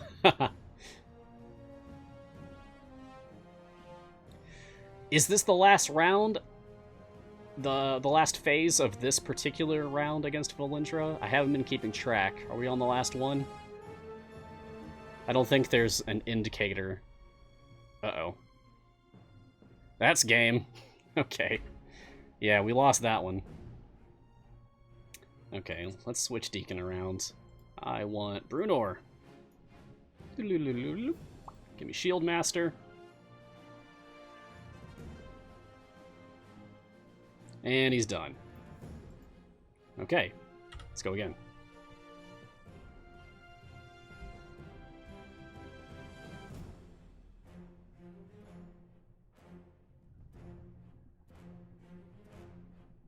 There is an indicator. Well, it's telling us how many respawns that she's had, but I think it's saying overall from the entire adventure, and not just for this battle. Oh, thank you, Ray, and I appreciate you saying that I have a good voice for Brunor. I honestly put a lot of pride into my voice work. I'm not a professional. That's Dragonbait's buff. There's another one. Oh, where's the one for Valindra? Is it hidden behind my familiars? Respawns left this encounter? Is that for Dragonbait? I don't see an indicator on Valindra. Just a clock symbol. But not any kind of number of stacks or something on the clock.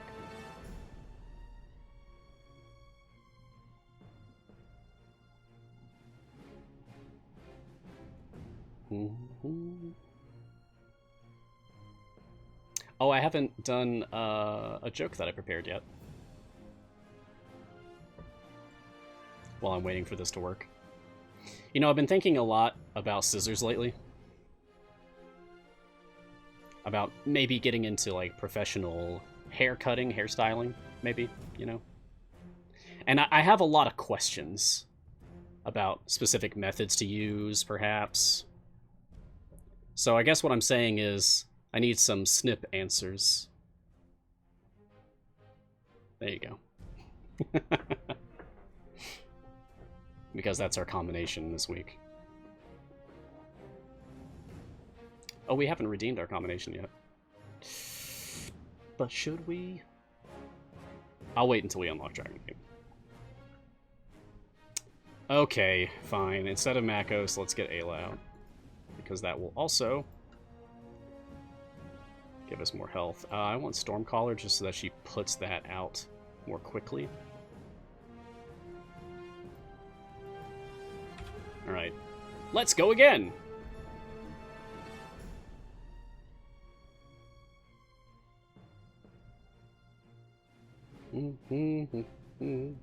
I'm glad you appreciate the humor.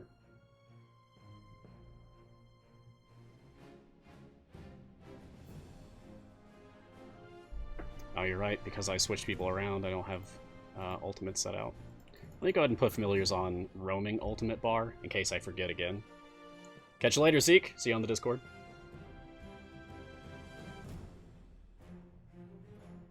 You want me to relocate Brunor? Sure.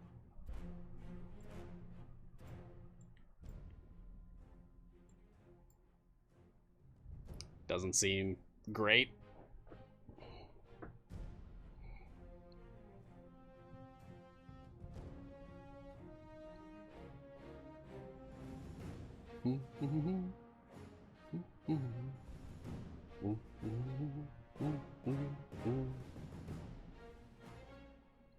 Oh yeah, it's Respawn's left this encounter.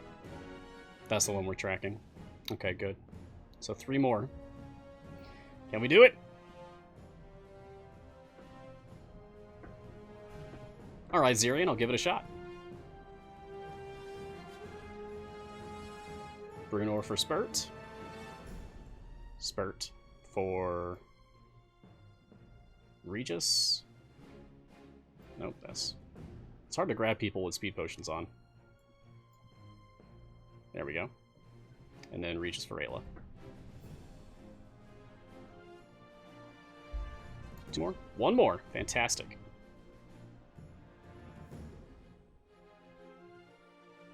The Noah's Ark of Familiars on the ultimate bar. That's a very fun way to look at it. Never heard it described like that before, but I enjoyed that.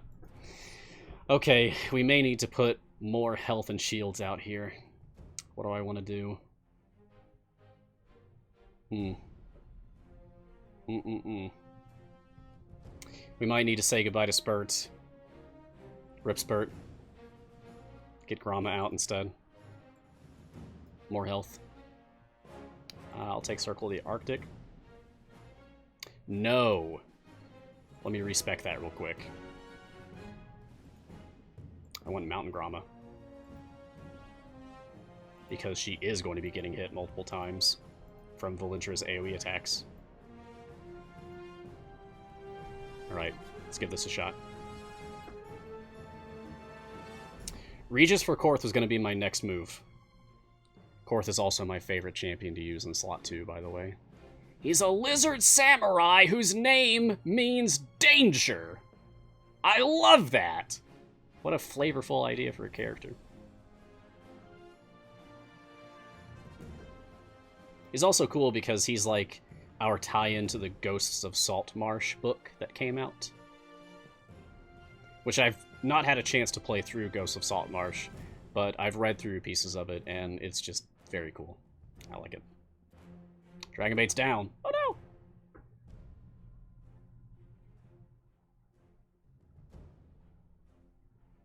If we're having this much trouble on 350, I dread 400. But we'll do what we have to survive. We've got healing. We've got 4 tanks out here. giving us health.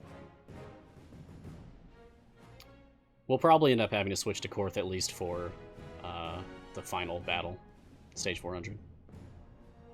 And now that I'm thinking about it again, if we actually do clear stage 400, I'd rather reset and go into another so that we can unlock Dragon Bait and open up those chests while I have a chance on stream.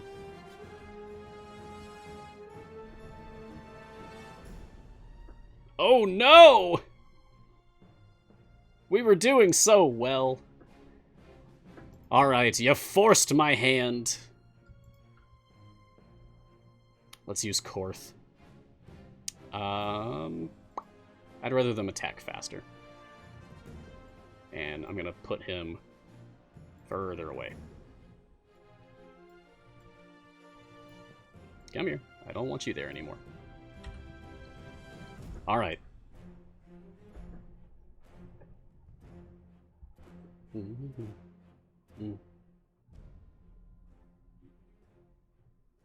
Okay, Korth's got his mark on Valindra.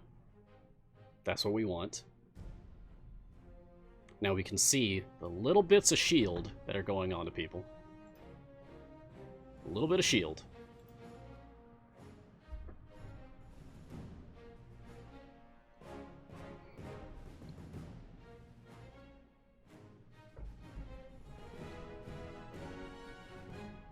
I know some people do suggest to just nuke Valindra with ultimates, saving them for her later phases, but I just like seeing the animations. I feel bad that we took Spurt away because I really enjoy seeing that hammer coming down. You dead! Hilarious.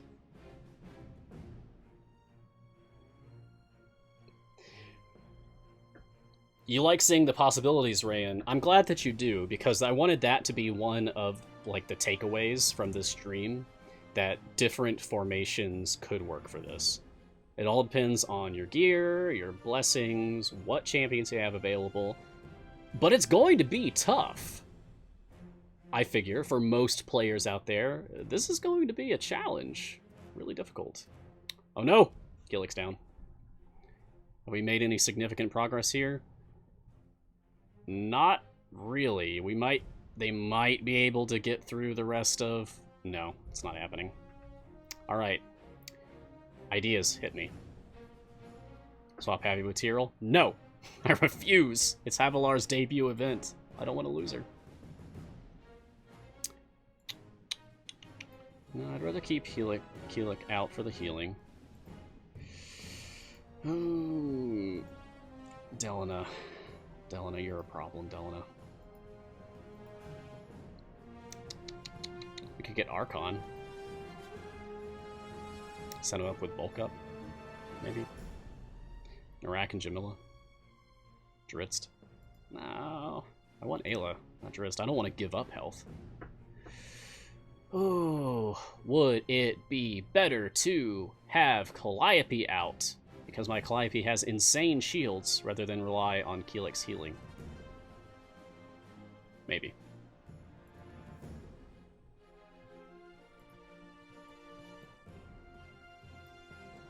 Let's level her up at least.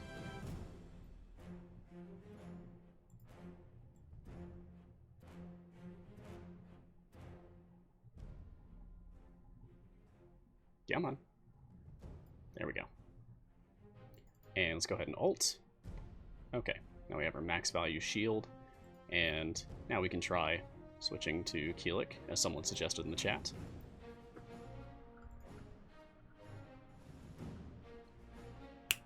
Dritz does cause misses. And I remember suggesting that for the Arvase fight in that one variant that we were talking about earlier. I remember recommending that as a trick for people and taking screenshots of it to show that, like, it can cause the AoEs to miss. We can give it a shot.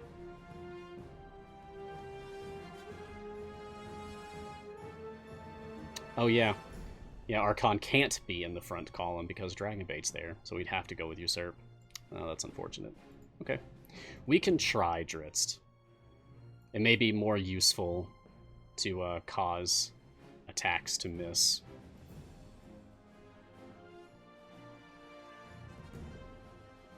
Feels weird having Dritz out here and not putting him in the DPS position. How much would this go up if we used him instead? Oh, only slightly. Interesting. Alright, well, still keeping with Delana DPS. Let's see how it goes.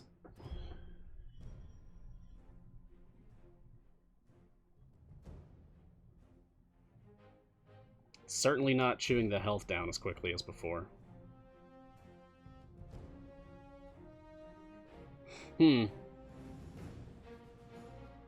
might be a good idea, having Donar out and switching him over to Evelyn's position. So that way he's healing everyone.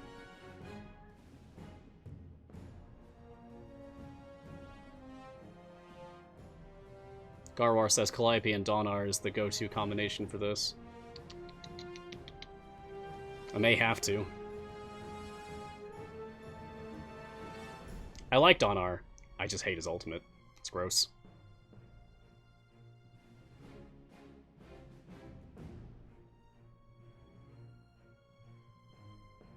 His mechanics are extremely good. I like that he can be used in many different formation types, effectively. Ah, there's the AoE miss. Excellent. Thank you, Dritz. You're doing work already.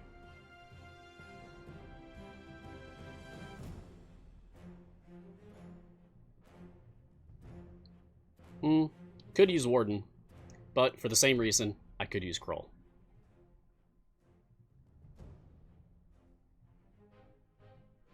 I might have to for the final battle. Oh, there's still a lot left to go. Dritz is certainly helping.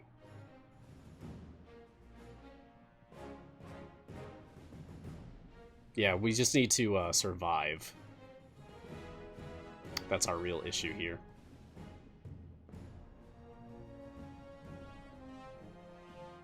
Next thing we'll try will be Donar in Evelyn's position. It doesn't seem like we're really...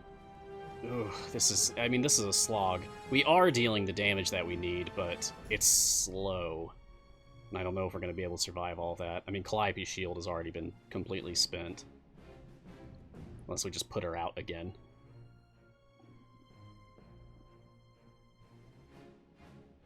Our specific row placement doesn't matter anymore because we're not using Regis and other people that need to be in the back. I mean, Delana just wants to be in the back anyway. Donar doesn't go where Evelyn is.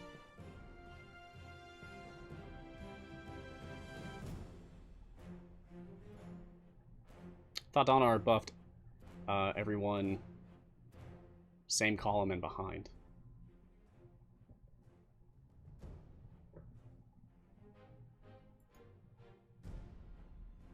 How many do we have left? 2.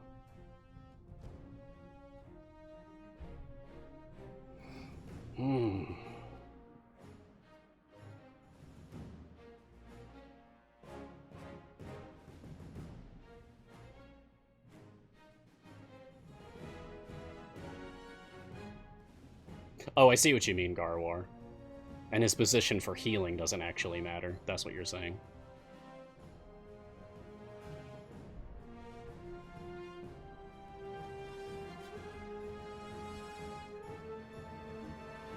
I think we might actually get it this time. Maybe. We have one more respawn left to go. She's gonna get tougher one more time. We haven't made it this far before. Oh no! I spoke too soon! Yeah, that's it. There's no coming back from that. Alright, Donnie. Let's see what you got. Just give me everyone cool out, because I know we're going to be dealing with mobs. Yeah, I don't want to have to use fire breath potions. I want to show that potions aren't necessary. Okay. Position doesn't matter as long as he's in front of our DPS. That'd be a little better. Nah. We'll keep Bruno there. Okay. Any other adjustments we want to make here? We got 10 minutes, so I really gotta work. Alright. Because I'm limited on time, we'll use Fire Breath.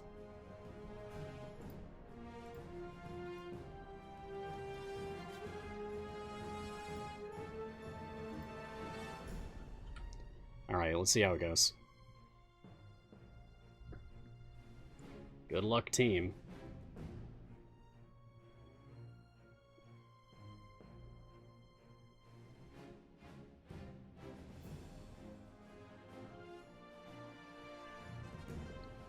The extra healing with Donar is certainly having an effect here.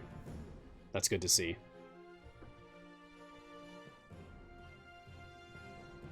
It's rough, though. 4 more? 4 more. I'm just going to keep this hovering over. Oh, is there a good place I can put this? That's good.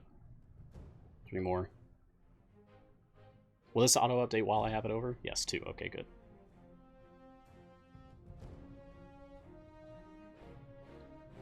But if I use Wolfgar, I can't use Havilar. And I want to use Havilar. 1 more. We're doing work here. Enter its miss. Just triggered. That's from his Twinkle ability. Is that right? This is the furthest we've made it. Hey, Donnie, thank you very much. My dragon friend. Okay, and we're moving on.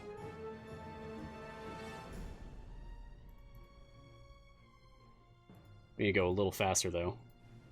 So we're very short on time at this point. Whew! I was starting to sweat there. All things considered, it would be less than ideal to actually fail this adventure on stream. We got 8 minutes to finish stage 400. Yikes. Use the speed form? Yeah, you're right, we should. Let's go ahead and switch Deacon back out. And let's get Sentry out in place of Evelyn, so I can just swap them quickly again. Okay. I'm gonna want Calliope. Oh, it's gonna be such a punishing battle. Oh, man. 400 will be that horrible boss again, and it'll be even worse. I'll look forward to it. See this? This is a smile. I'm excited for the challenge.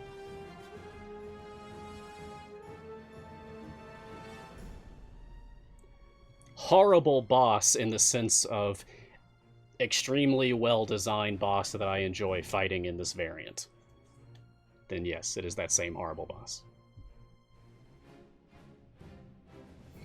Well, we already have Calliope set up. We're gonna have to switch people around, of course.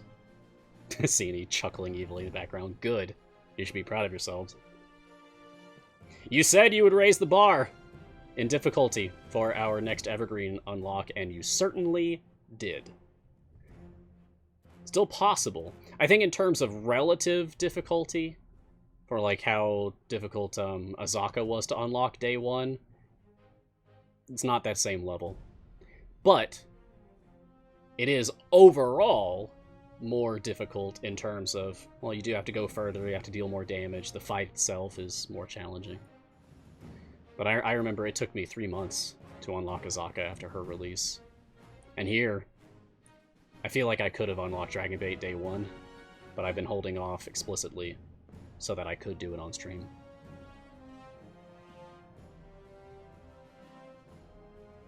Nonetheless, very fun challenge.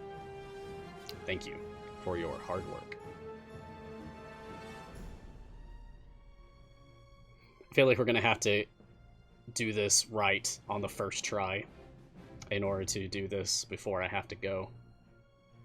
Hey, if I can't make this happen before it's time for me to go offline, I'll make sure to take a screenshot or something and post it for the community to see. Proof. And thank you all for your help in the chat today. You know, we still got 5 minutes left in the stream, so if anyone has any questions that they want answered, tips and tricks, strategies, etc., I'd be happy to answer. I've got to wait a little bit before we actually reach the point where we can kill these enemies, beat this adventure. Stage 400. Got 25 more. Screenshot the final formation. You got it, Crazy Matt. Sure. Oh my gosh, my tier will be huge health. But it's Havilar's debut event. I want to use Havi.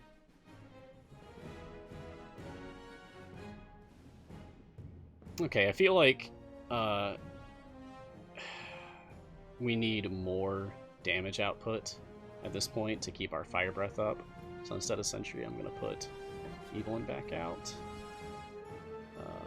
Let's see. Actually, let me think about how I want to move this around. I'm sorry, Delana. You're great, but you could be better. Get out of here. We're doing Drit's DPS.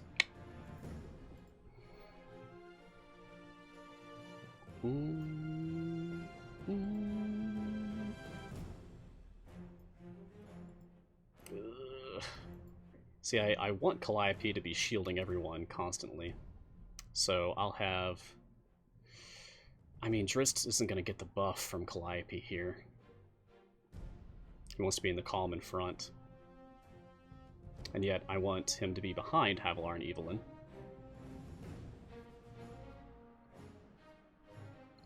Oh, Broadface Killer. I'd have to wait a week? Oh, I would hate to just not be able to play my favorite game for a week.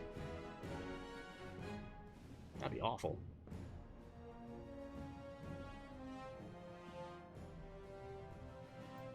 Swap Deacon. Hey, you're right. Thank you very much. Yeah, Calliope goes to the back. That's right, because I can't shield Dragonbait. I don't need to worry about who's in the very front position. Thank you. Okay.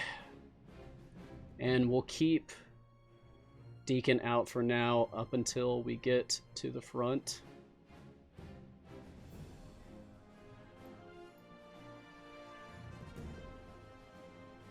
Gromma's position doesn't matter.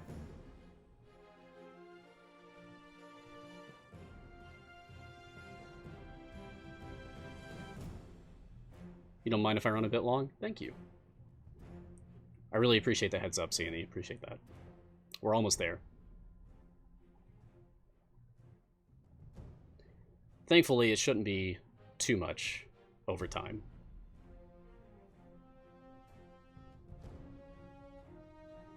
And thank you all for believing in me. Everyone tuning into the stream and cheering me on from wherever you are. Thanks for being here. I appreciate you.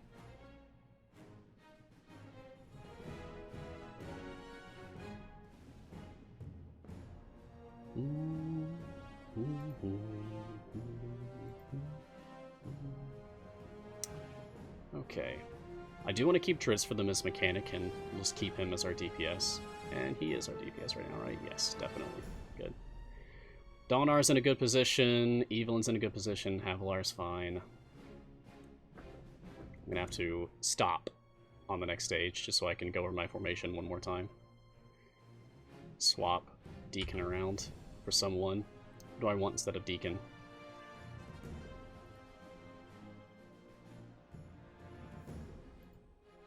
Neris?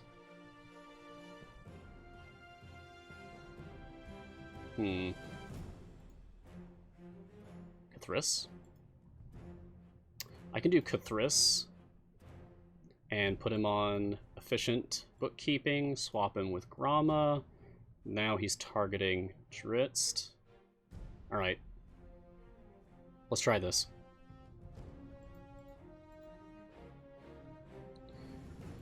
Brunor is still my best buffer in the slot.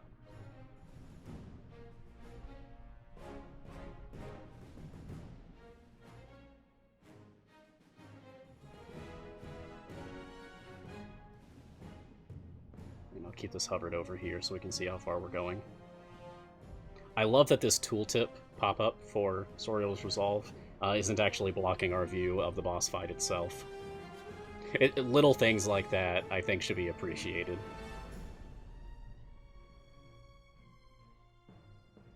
It can be difficult when you're doing a boss fight and you can't actually see his health bar for whatever reason, or something else.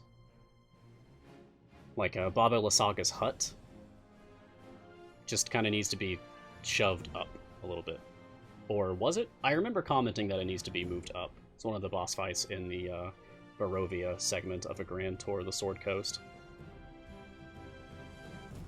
Either it used to be, or it still is, that you can't actually see its health bar because it's below. It's like behind the champion portraits. Or it used to be. Oh no! Oh no! Oh, we were doing so well. Alright.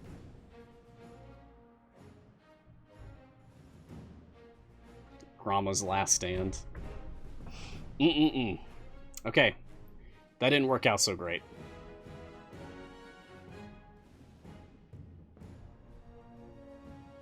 Oh, Havilar's doing this thing where she's actually, like, stuck. Nope, not anymore? Okay, great. I've noticed that there's problems with Havilar's ult a few days ago. She would get stuck in her animation. Like this, not moving. Not sure what would actually cause that to stop. Yes, I'm still on because I'm trying to beat stage 400 here and finish this variant. Alright, we can try holding off on ults.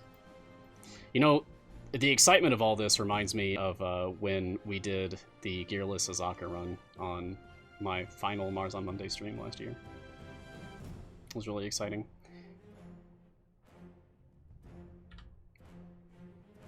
There was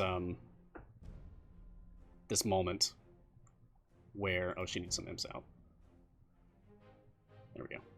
There was this moment where it seemed like all hope was lost, and we just needed to use ults and hope for the best. And I remember it was Xander who actually got the final hit with this Monty Python-esque stone foot crushing a Serac. It's hilarious. Alright, let's see what imp we have on her right now.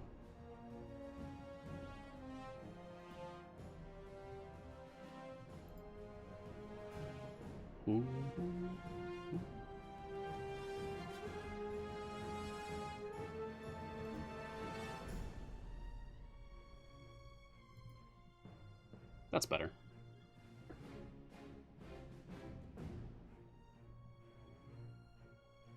Four more. Oof. I'm worried.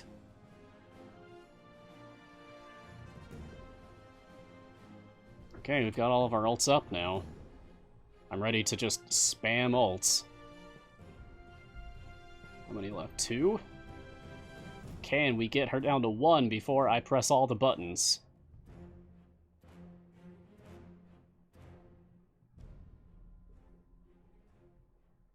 Yes. Oh no! All the buttons! Nah, it's too late. People already went down. I could have timed that better. Alright. Hey, this is tough.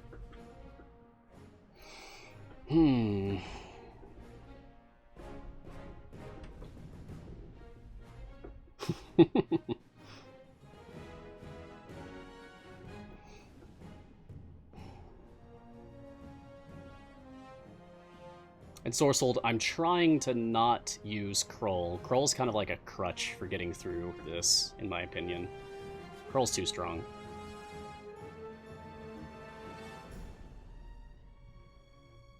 I'm sure that it's possible without Kroll, and that's what I'm trying to prove to myself.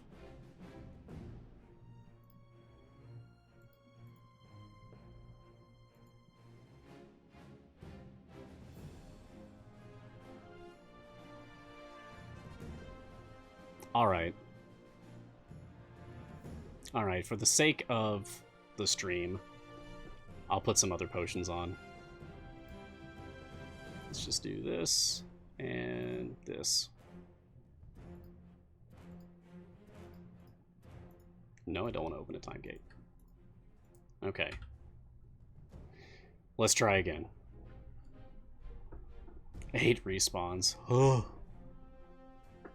Mercy, Valindra, please. I can't even see your face anymore.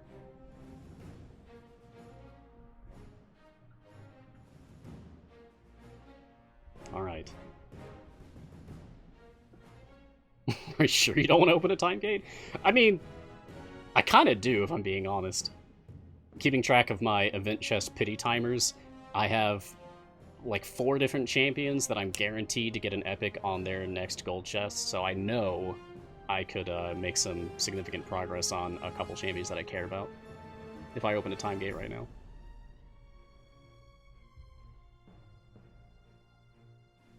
Stream until C&E goes home? That's like 2 more hours. Yikes. I mean, I would if they asked me to.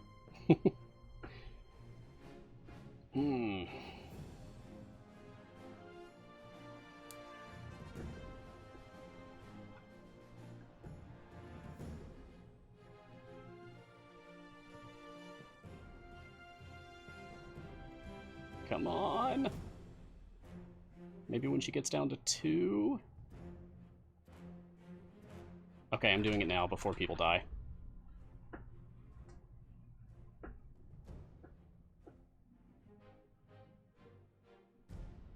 One.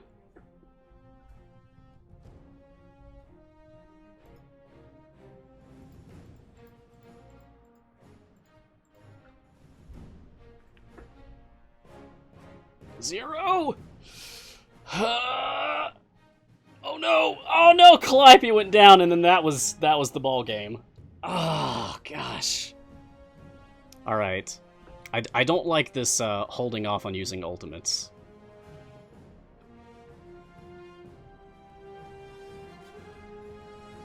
Heavy, you've been great. You've been wonderful. I'm so sorry. I feel like I'm betraying everything I stand for, bringing Tyrell out here for this. At least it's still not Kroll. Alright. One more time. Respec Ramen Arctic. Are Valindra's stacks of Mountain or Arctic or whatever, like stacks of anything, are they resetting when she respawns? Or does she inherit her stacks from her previous phase? Oh, that's a very good point. She's missing, so I'm not actually getting the stacks up. And she does not inherit them? Okay. Then I'd rather have Arctic going anyway.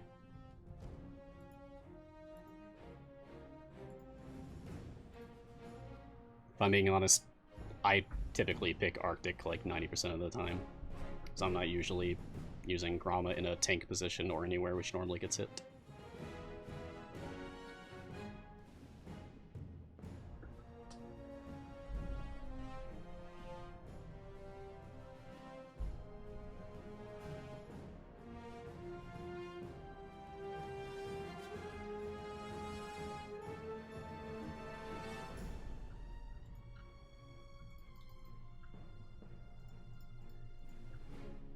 In case I forget to put another familiar out, I'll put them back on roaming.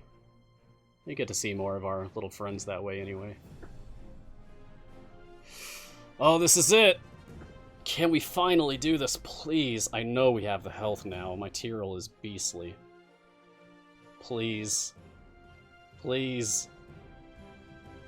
Thank you. Alright, that was rough. I expected it was going to be difficult. I didn't expect that I was going to have to bring out Tyrell, that I was going to have to use some potions. Oof. Oof. But at least it wasn't Kroll. That's my sticking point. At least I didn't have to use Kroll. Make no mistake, Kroll is extremely strong and you should get him. I just kind of felt like he's so strong it was cheating. Okay, well, thank you very much for being here. I should probably go. I'm well over time, like 10 minutes over my time budget here. So, well, cheers everyone. Thank you for joining me for another episode of Mars Guiding Hand. And I'll see you next time, next week. Not sure what we're covering next time. I'll have to think about that. Alright. Cheers. Oh, and look sharp.